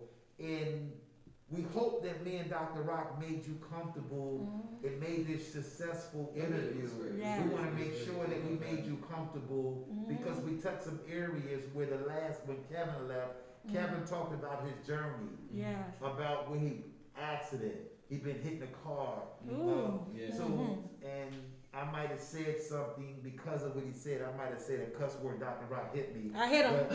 I hit him. I hit him. But I told him that sometimes that can come out because of what I heard. But I want to also, what is your journey or one of your painful moments that you wanted to give up on something that you was doing, but you came back and you couldn't give it up? This is what I think you got about No, 10. I share it too. I try to I try to use as much brevity as possible. So my mom had brain tumor.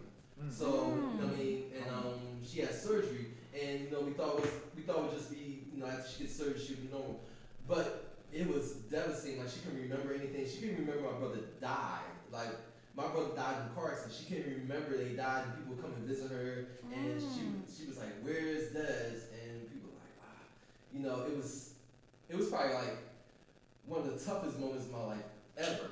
To this day, and I had to take on responsibility of taking care of her. I was like 23 years old. My sister was still in middle school. I was still a child now.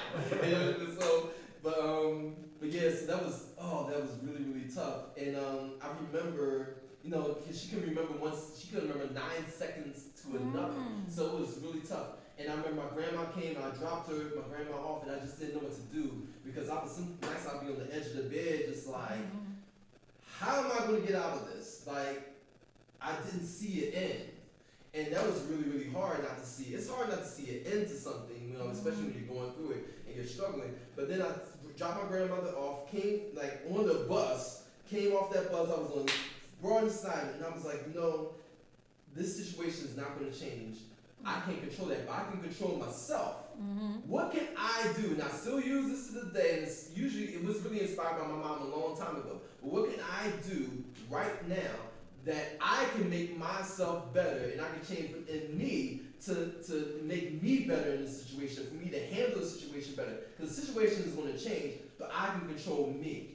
What can I do right now to be better in this situation for myself and others?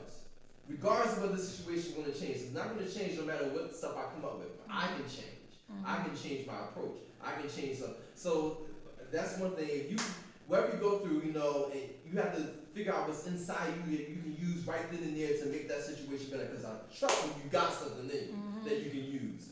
Another situation is when I went to New York. I told you, my play was, they were looking for, these people were like really trying to look for this great thing, you know, and I was like, yeah, we're going to go to New York. It did not go well the first show. Everything went wrong the first show. And I'm devastated. Not only that, but like they had this panel, and the panel was usually 5-6 people. That show, because it got so much hype, was 12 people. Everybody who had a play in that show was there critiquing me, picking at me, pick. And I knew what was wrong with the play, but I was just like, and it was my responsibility. And I was just sitting there taking it for at least 20 minutes. And the person next to me who was the director of the play, she was like, you don't want to say nothing? I was like, no, I'm good. And we had 2 more other shows to do. And I had to pick myself up and get my crew together and get my acts together, and we did 2 more dynamic shows. And one thing I learned in that show, and this one, you gotta have resilience, but I will never forget this because it also reflected in some of the other things I was doing in my life too. And I say this all the time. You take anything away from me today, take this. Anytime you sacrifice quality, something suffers. Every single time you sacrifice quality, something suffers. You got to have a standard. There's no shame in having a standard. There's no shame of not putting yourself on a pedestal. It has nothing to do with the pedestal. It's about the quality of the work that you know you can produce. Never sell yourself short of that. Not the best. It's not about having the best equipment. It's not about having the best anything. It's about what can you use around you to put on the best show you can possibly put on and keep it quality. People have had movies with cell phones do better than people who had big equipment. Doesn't matter. Quality is everything. You sacrifice quality and commitment and drive, something always suffers. That's professionally and definitely personally, because it's happened in my life numerous times. Where I just sacrifice on this and sacrifice quality. Oh, you know what? No. Quality is everything. There's nothing wrong with keeping quality. And because anytime we do something, definitely suffers. Well, we want to thank you for that, Rock. Before we about to say something, I'll close the show. No, I want to thank you for definitely coming in. I know, Thank you for having me. you know, It was a great time. yes, anytime you're always welcome to come back. And until we told Kevin that same thing, any of our guests are welcome to always come back anytime they want to talk about things that they're promoting or doing things. Because we're about supporting. You know, this radio station that Showtime and I have is about supporting others. And we supporting y'all and making sure, because you know, you're getting out there all around the world. All your information is going all around the world. So we support people. So we just want you to know this is what we're about in this radio station. And Showtime the Hype Man, he's my partner. We work together and we both do this together. And he has a show on Monday. I want to shout it out to everybody. If you catch it on Monday, it's just Showtime. He's doing it. I can't do it. I have other engagements. I'm, doing other things. So I cannot be there on a weekday, but he's there on the weekday. So look him up. Not look him up because you know who Showtime the Hype Man is. Don't act like you don't know because he already got his brand, okay? All right, right there. That's So correct. you know, so you can always check them out on the weekday, but we are here on the weekend, which is Saturday.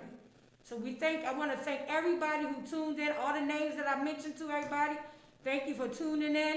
Gerard, you are the man. You know, what you're doing is wonderful. I appreciate And you it. keep it going, you keep doing that. Keep doing what you do, Thank you, I okay? appreciate All it. right, and thank y'all, my audience, for calling up and also for showing out or questions that you might have had on here that I wasn't able to, talk I about. want to do the closing for those who Yeah. are watching us. We want to thank each and every one of us that's watched us live on YouTube, Facebook, Instagram, and also all our friends. We are building something, but we blind when we walk into this destiny with this radio show. I am seeing where the development stage and the matureness of me and Dr. Rock going to school. We call this the laboratory. This laboratory is the chemicals where we are scientists of how to conduct ourselves live on a radio show. Many, many people that maybe have a right what they like and they don't like. But also we are just trying to put on the best show with the little bit of equipment we got, with the little bit of stuff that we are doing, because we have found that in our culture, they always want to go high and go to the big stuff where it took 70 years. And we only been doing this for 19 months. But our development and our consistent has grew through the Christ of God. Nobody knows what we go through on this journey of trying to do this radio show every day, every Saturday. I'm here 6 days a week in this laboratory. Where some days do I think, should I do it or should, but I'm not a quitter. This is God is showing me to stick with this. And Dr. Rock was telling me that she's into this now.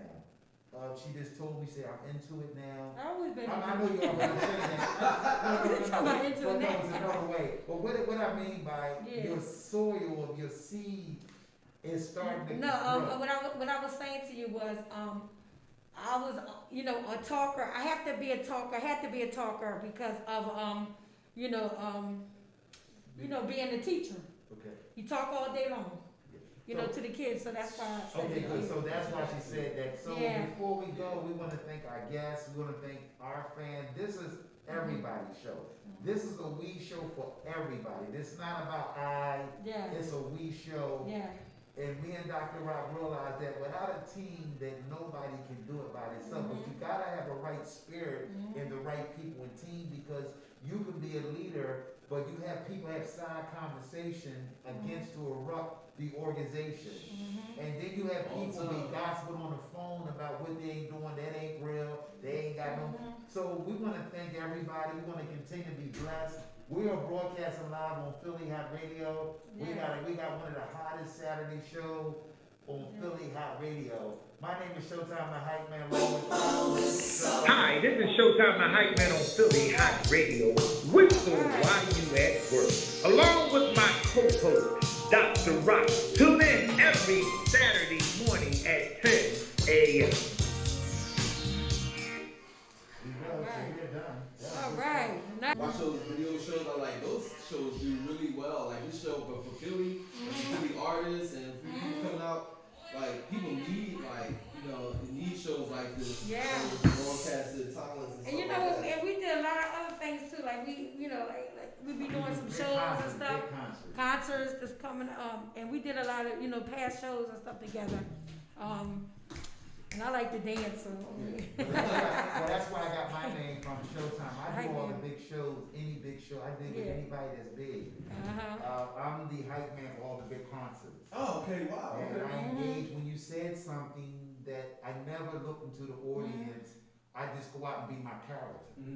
And my character had took off. Well, I started in 2010 with Keith Sweat and Tina Marie concert at the Dell Music Center, but I took it to every big arena in this area, and my name took off, but it was the people behind the scene not used to seeing character, or see a black man or a woman that does. in the city. So, but we're doing good stuff. It was a good show. Dr. Rock, you got his picture? Yeah, I did get his picture. So We got one picture together. with I me, you think. and Dr. Rock. Yeah, we gotta get another Because I one. was busy getting everything set It's all up good, it's for all the good. show, so I'm glad. I gotta get your number, Sherrod. You didn't give me your She's number. gonna Did you? send you a copy, she's gonna send you a copy of the show. I don't think I got Kevin's number either. That's it. You gotta get Kevin number too. Yes, You I gotta give her send him a stuff, picture, yeah. too. Well, Let me I'll get text your- you. I'll text you, I think. You did? You texted me the number? Yeah, Okay. I said I'm here. Hey, I'm here. Oh, okay. Oh, let me see. Okay. No, I didn't get. No, just give it to me. I'm gonna put it in my phone. 215-939-7793.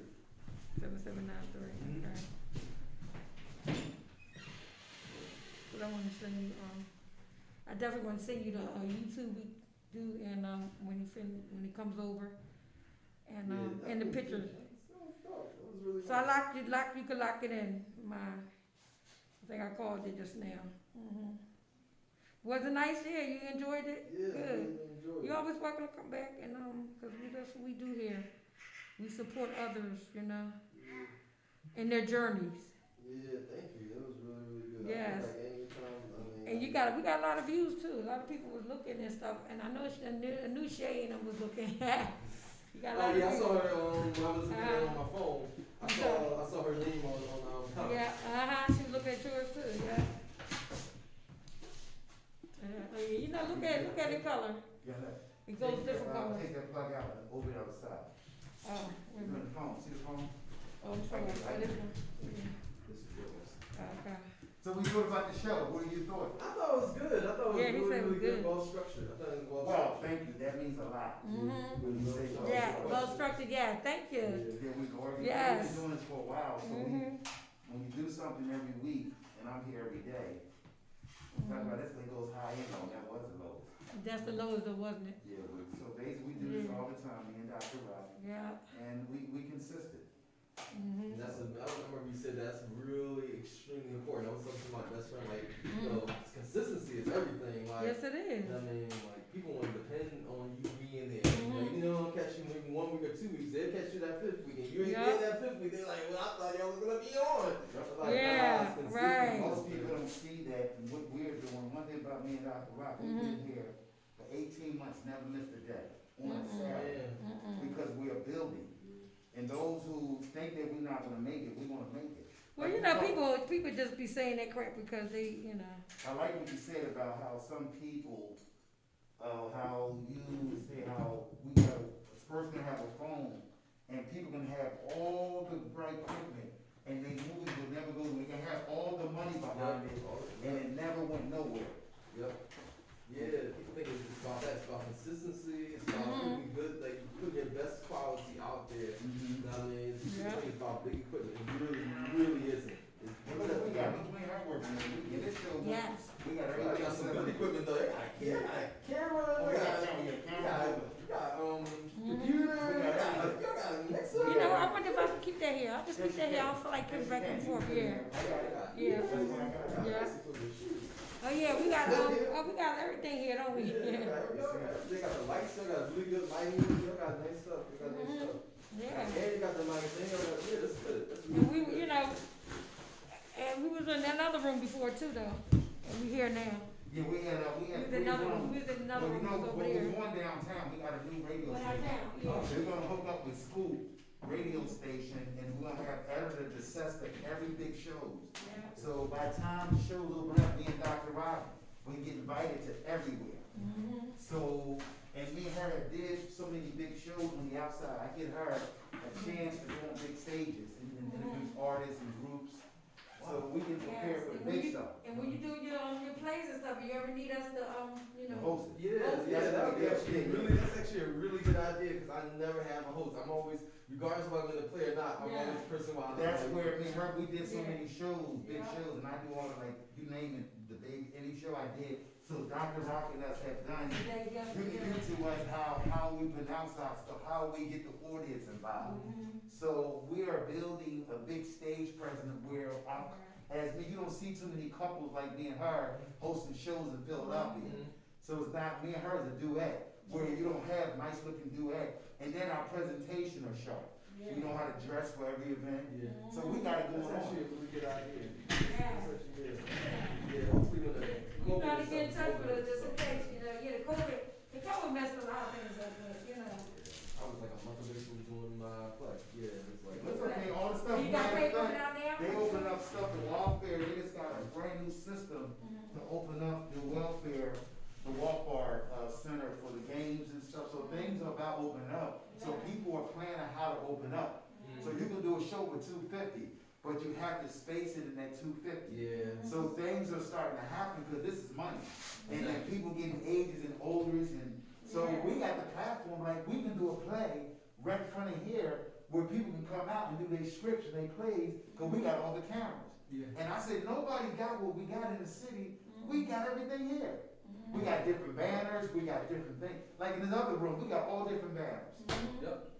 I don't understand, take our pictures, so. Did you see the one with us on it, our banner? Yeah. Yeah. I want to take a picture. I actually saw like pictures online, on, I think it's on your Oh, page. you was like, ooh, we forgot who was coming here. You sit right there all the time? No, okay, good, we got everything set up. All I did was just touch the first button, everything will come back on. Okay. Because somebody's gonna cut the whole power off. And so all you gotta do is, the part right here, right? You just push that button here. So everything's set up. Okay. Yeah, everything's set up. Okay. How you doing today? I'm all right, yourself? Good, all right.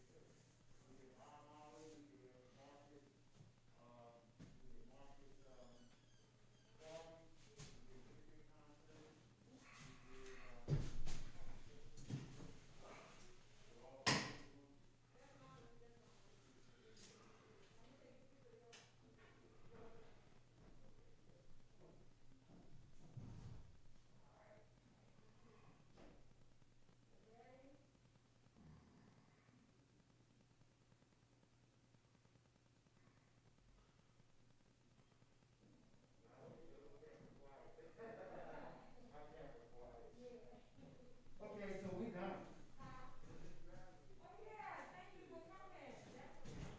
Okay, brother, we out.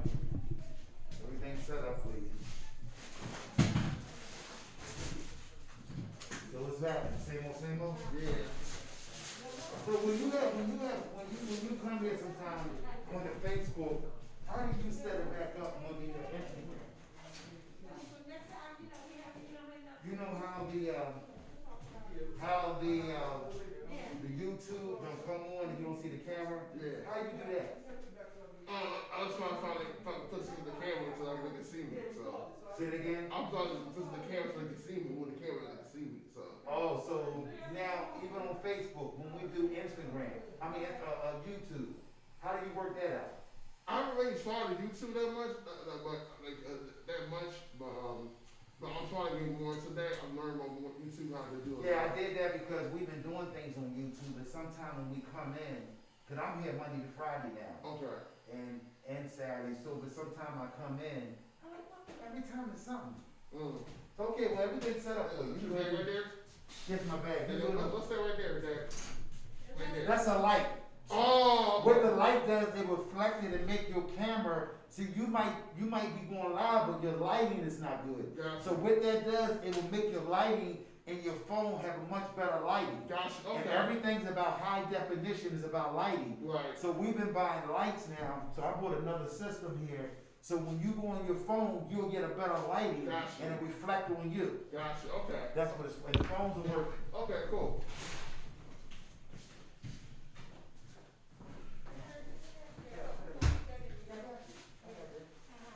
I'm putting them picture of mine here.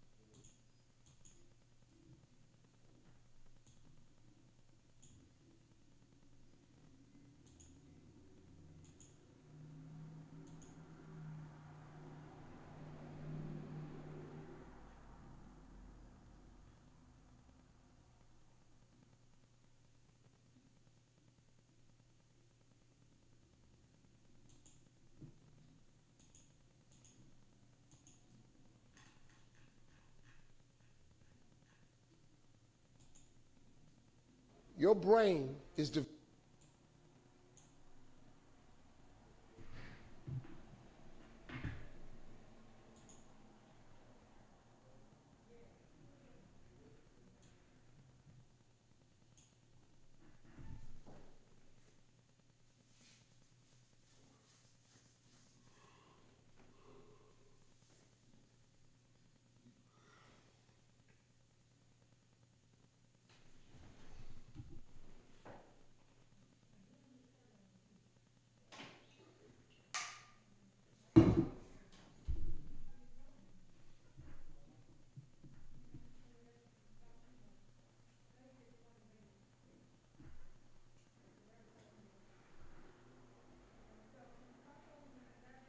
Your brain is divided into two halves. Each half of your brain has millions of factory workers on each side.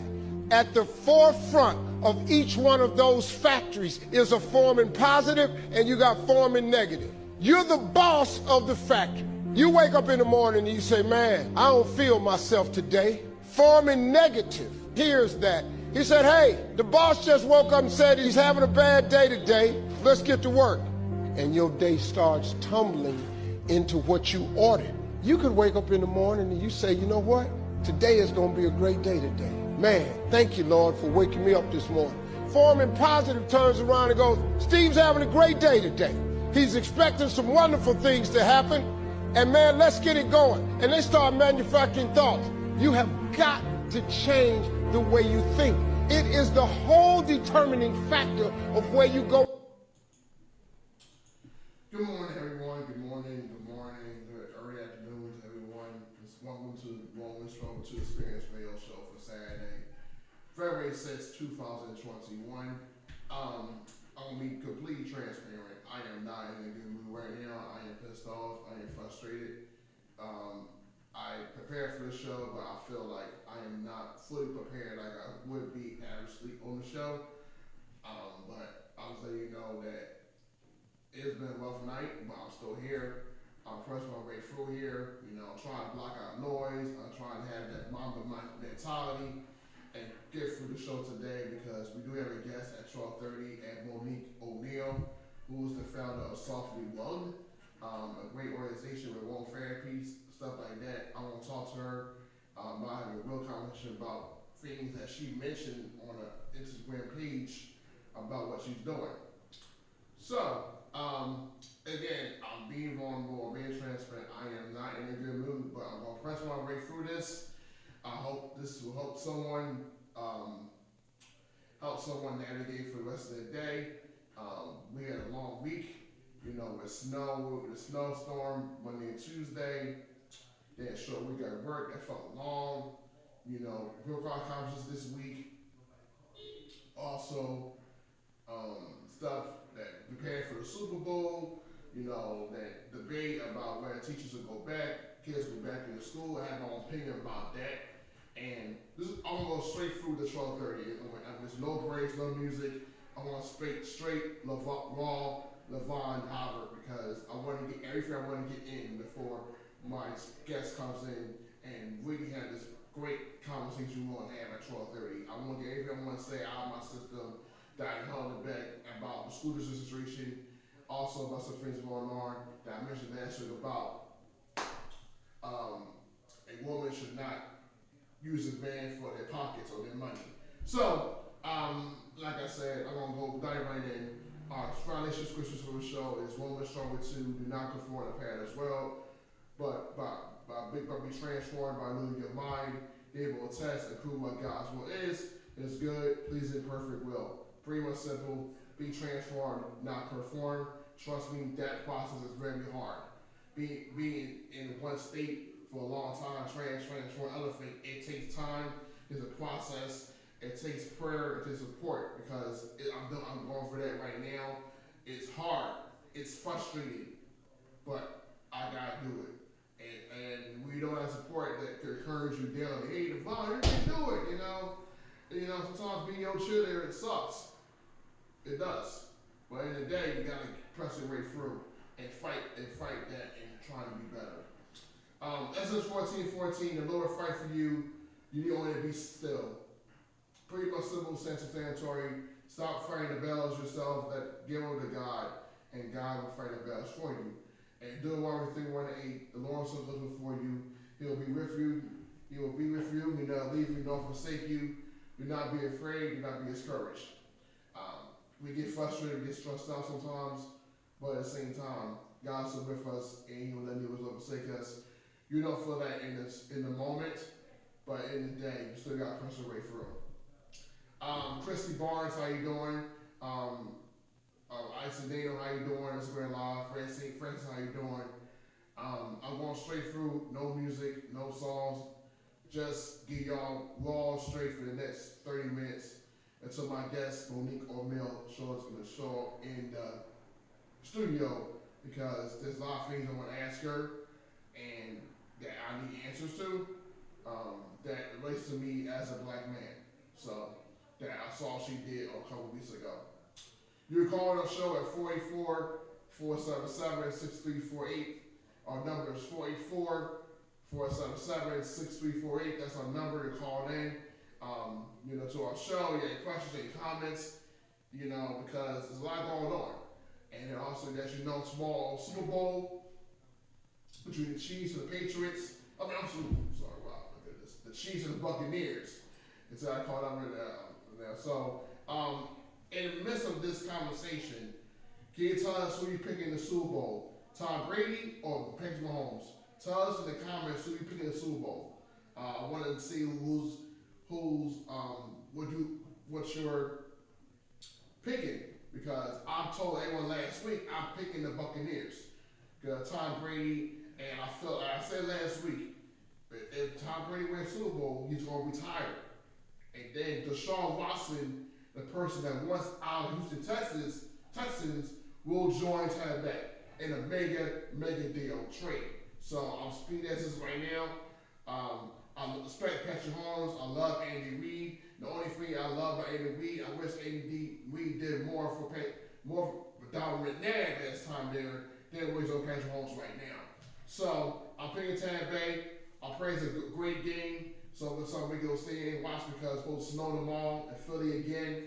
I really want a great Super Bowl. I'm praying that it is, based on this pandemic and things going on in the city, our country, our world.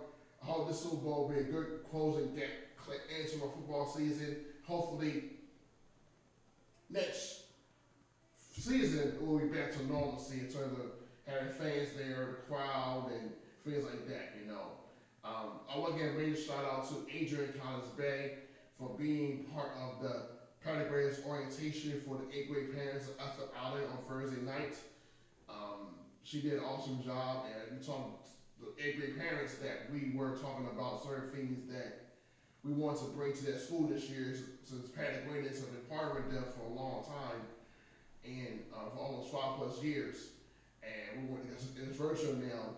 We got to reach the parents where they are and the kids where they are. So, and someone, a student that's 8th grade at Ethel Allen, a parent that's 8th grade at Ethel Allen, please spread the word, because next Thursday we are doing parts and second orientation for 8th grade parents of Ethel Allen. The school's at 32nd and Lehigh.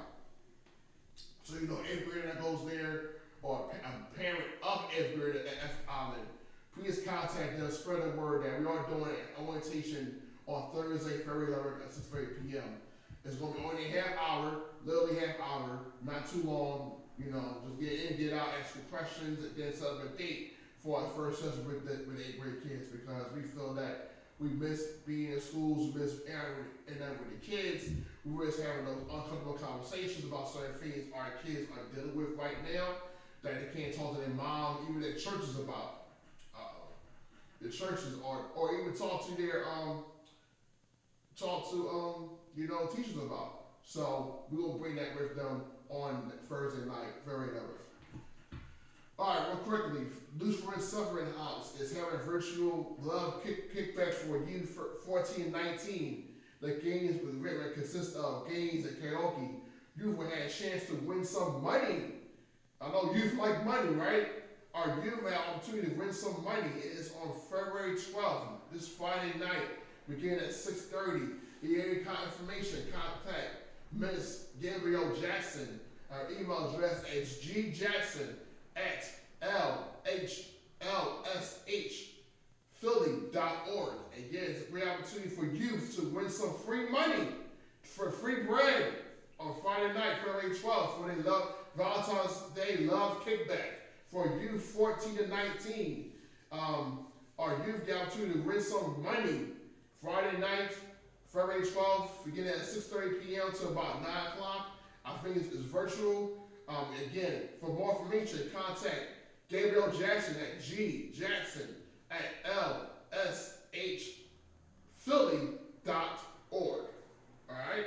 Then also, Monday, February 15th, there's going to be an event on helping them prevent teen dating violence. Alright?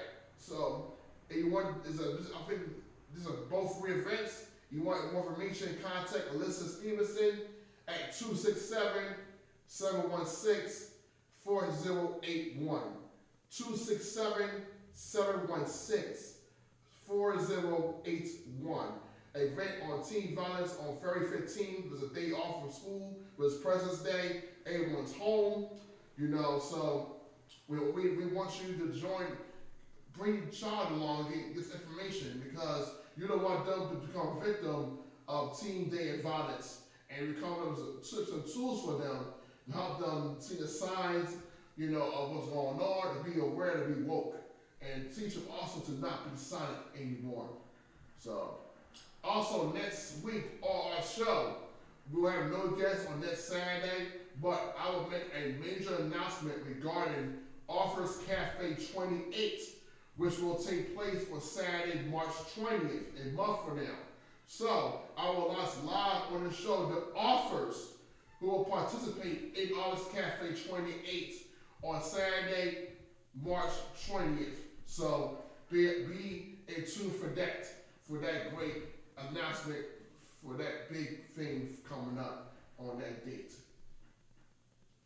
So, I want to get into this thing. I want to thank Danielle, Alexandria, Francis to be on as well. I want to thank you. I didn't say thank you to you.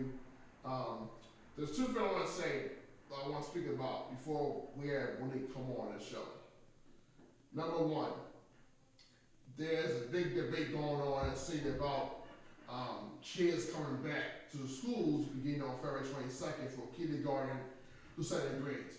And teachers have pushed back because they won't get back to school because of the vaccine or COVID, things like that. So, let me give you a perspective for me that works with kids every single day. I highly recommend kids, kindergarten through second grade, to go back to school. Let me tell you why. I work at Access Center in South Philadelphia. Every day, 8 a.m. to 4 p.m. We work with kids one-on-one because they need their support. Knowing that we cannot physically come close to our kids, we put ourselves at risk to get COVID every single day. I sit with my kids one-on-one, next to them, knowing that I should not be doing that, but I do it for the love of my kids. I sacrifice my life to make sure these kids get what they need.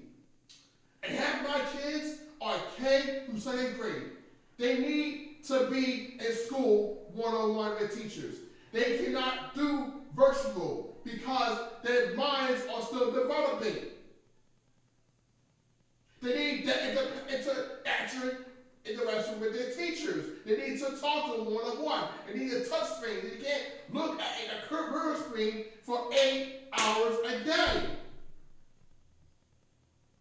And I'm there every single freaking day, putting my life on the line to possibly catching COVID. And people are like, I'm not coming back. Please, stop it. If you had any system in place, the temperature checks, and phenomena checks, all that stuff going on, it can't work. It can't work.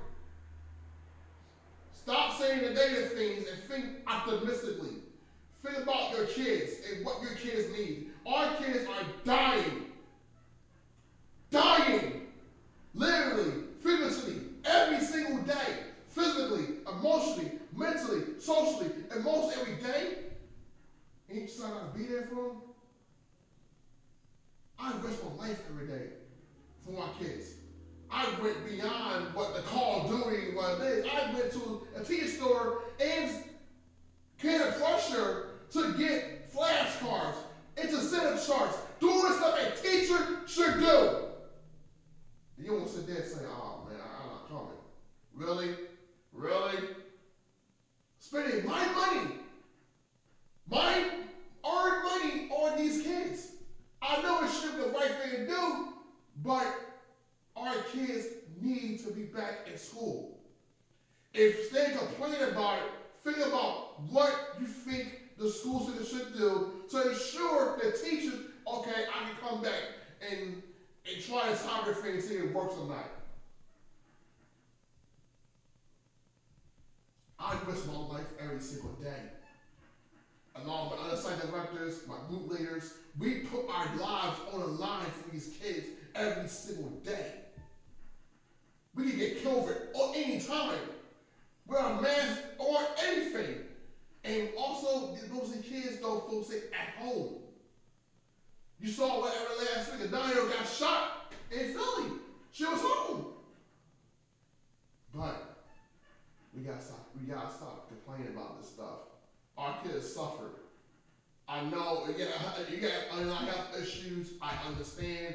Oh, that's a concern. I totally get that. I'm not saying that. But we gotta come with solutions and make sure hold Dr. High accountable. Make sure they are doing their part and make sure these kids come in with masks on, everything to be the plastic glass, whatever you want to call it, to make sure these kids get what they need.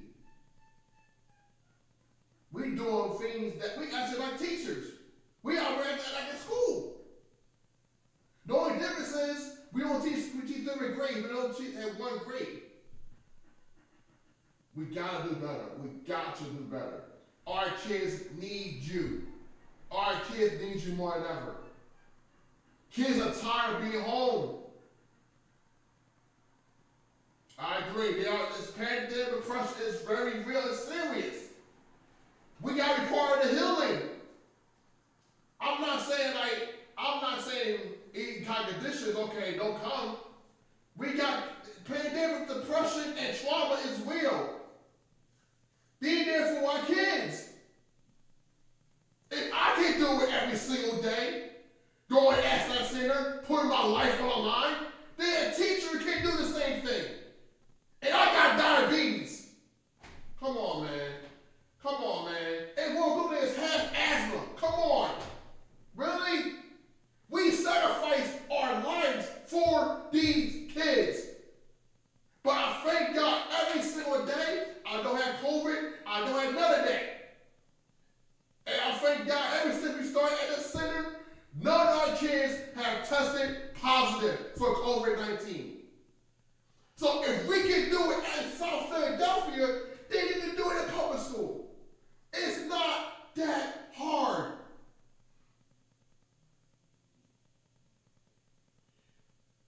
Then why you start teaching? Are you there for the kids or there for the money?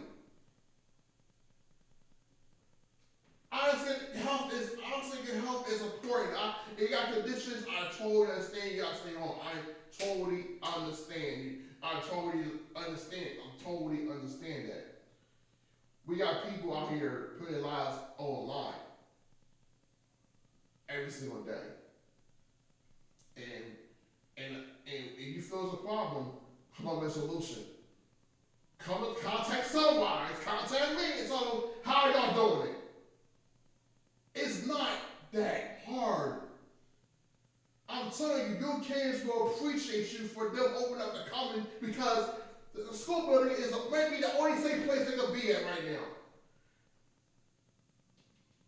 Our kids need that resource, need that counselor, that nurse, that things that we can't offer. We got to do better. better. We gotta be solution oriented. Stop complaining about it all the time.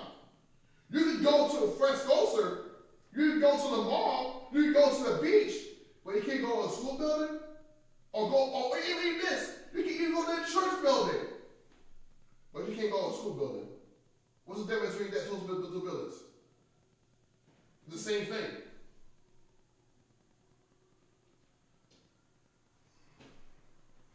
That's my feeling on it. I don't care what people say about it. If you got a comment you want to share, please call us, because I want our kids to be healed. Our kids are suffering. Our parents are suffering. Let's be part of the solution and let's try it. If it doesn't work, okay, let's go back, reevaluate, what can we do better? It's about our kids. Our kids are dying. And our kids are already behind in reading. And also, did you read the paper article that only 33% of third graders are on reading level right now? 33%. That's all our faults. The parents, the teachers, everybody's responsibility. And I think being part of school will be one of the solutions. To read books by black authors, little like them, be part of the solution. I'm sorry. It just boggles my mind. We complain all the time and about, oh, I'm not putting my chair back in bed. My child back in school. But you go to the beach. You go to the pool. You go to the mall. You get COVID anywhere. You get COVID wearing a mask. But be careful. And I thank God every single day that I go home and put my hand on I'm being symptoms. I don't got to get COVID. I don't have COVID. I thank God every single day because it's serious. I risk my life every single day, along with my site directors, my group leaders, and the kids risk their lives every single day.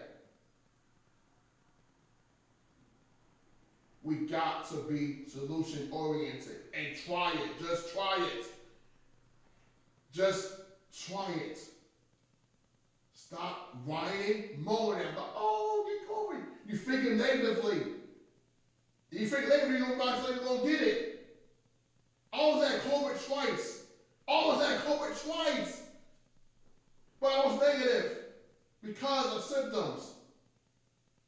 I had red eyes, and then also other time my mom got sick, and I was worried that I might catch it, so I had to take a test.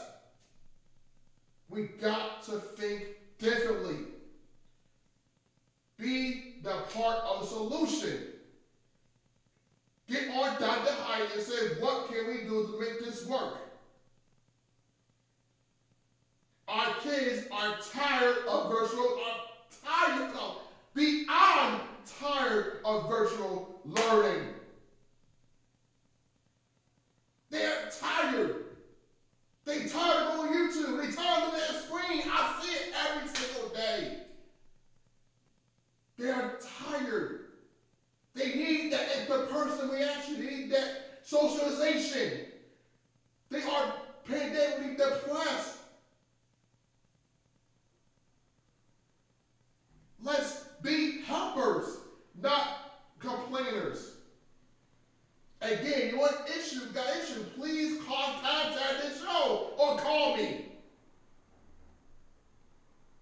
Or you want to come down Sunrise and see how we have done it, please let me know. I will get my boss and then, hey, I got someone who wants to talk about how you did it. I got 8 minutes, so I'm sorry. I got 8 minutes. I need to drink some water, man, because y'all.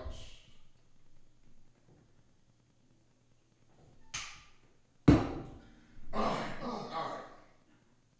Next topic.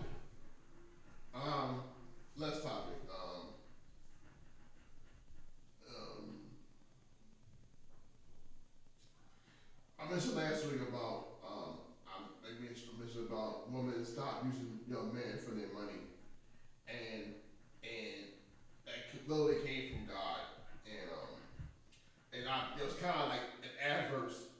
inverse to what I said about men. Stop wasting time with women. Stop wasting time on a woman. Stop wasting time. You know, I'm sorry. Stop wasting women's time. Yes, stop wasting women's time. And came up when I was talking about women start using men for their money because I see a lot of men being used by women for their money. And I see it so many times, and they love them for their money instead of love them for their character. And yours truly has been a victim of that. I was in a relationship with someone over 10 years ago, and we was friends at first, then became a relationship. She was in the middle of a divorce, and I felt I had that compassion, that heart to give her a chance, you know. And we was together, and got to a point where she was using me for my money. I was paying her bills. She was saying she'll get a job. I was talking about getting a job, blah, blah, blah. Never got a job. Never. And the time we were together. Basically, she used some of my credit cards. Basically, both my credit cards are maxed out. So I had to pay all back, do a supplement, all that good jazz. And it took a toll mentally, emotionally, that she really didn't love me for who I was. And could have built something with her. But she always constantly asked for money, pay this bill, pay this, and the third, go out all the time. Go out to dinners, and also that, no, we had food in the house we could eat. You know, and stressing me out. And give me gray hairs and help me not be the effective teacher that I could have been to my class at that time. I taught at private school. And I felt like I could have did more if I wasn't so heavily distracted by the money issue. And that's why sometimes I don't talk about money because that was a trauma for me, and that I had to. Took me a long time to forgive her. It took me almost 8 years. 8 years to get over it. This happened in 2008. And that's why I never talk about money, because I felt people were gonna use it for my money, and you know, and just because I'm a good hearted person. I gave money to people sometimes say Devon, I'll pay you back. But they never did. And I'm actually dealing with someone now who I worked with in school, went to college with. He reached out to me and said, Vine, you gotta get some money. And I was like, sure. I was like, cool, $20, I gave him $20. Just like, but he said, I'll pay you back. So, and I just gave it back, gave it to him, and then, you know, expect anything in return, or, you know, I've been cool with that. I was like, cool, all right, donate, whatever. He told me he'd get back to me as a man to man. Remember, God hears everything you say to someone. God sees everything you do. It's about almost a month later, I said I got that money. And he said, and because only $20, but he said he'll pay you back. It's about the principle. The principle, the accountability, doing what you said you were going to do in front of God, your Savior.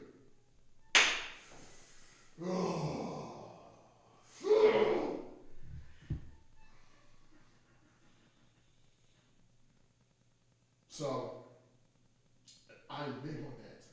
If you say you're going to do so to someone and God hears you, you better do what you said. God hears everything you do. He might delay a blessing. He might do something. He might cause something to you like a hindrance or a roadblock to where you want to go. And the sad thing part is not a man.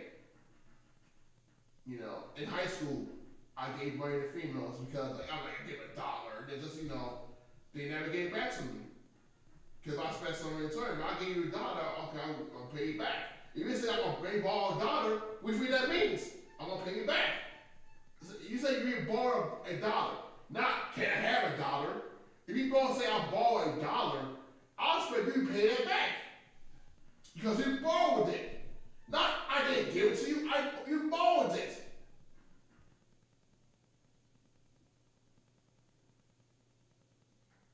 But at the end of the okay, this is stuff I deal with. This is what I don't talk about money because it's like, it's frustrating because it is a soft spot. It's a soft spot because of my experiences. And then my mom dealt with it before, people use her for their money, So it's a tough subject. And that's why I'm very mindful who I give my money to and be mindful who I donate things to. Sometimes I give because I want to have the organization where I anything in return. But you say something will give me my money back. Be a man and woman, just do it. And back to the story about the lady I dated. 5 years ago, we talked, we connected, and we actually met at this Checkers on near past Broad Island, and she actually apologized to me. I never asked for an apology. I never asked for it. It just came out of the blue. I moved on, I forgave her, but that apology from her closed that coffin shut on our that time together, because I learned a lot of myself, and I felt I left that relationship broken, hurt, depressed. I just started watching this Steve Wilkos show. Cause I followed those people that was like abusers and manipulators and child molesters. I wasn't that, but I watched that show because how much the station put me in. It was that depressing. A lot of things that I go through, a lot of people don't understand. A lot of things that why I'm this way because of things happen in my life that I don't trust people. I don't talk about money that much because I'm about integrity. Integrity is more important than money. You can make $1 million and still be an a-hole. You can make $1 million, be a billionaire, and still be an a-hole. Ask Donald Trump. So, but it is what it is. You gotta be mindful. That's why I'm very big on integrity. Your integrity matters. When you die, your money's not going with you to that coffin or that cemetery. Your integrity does.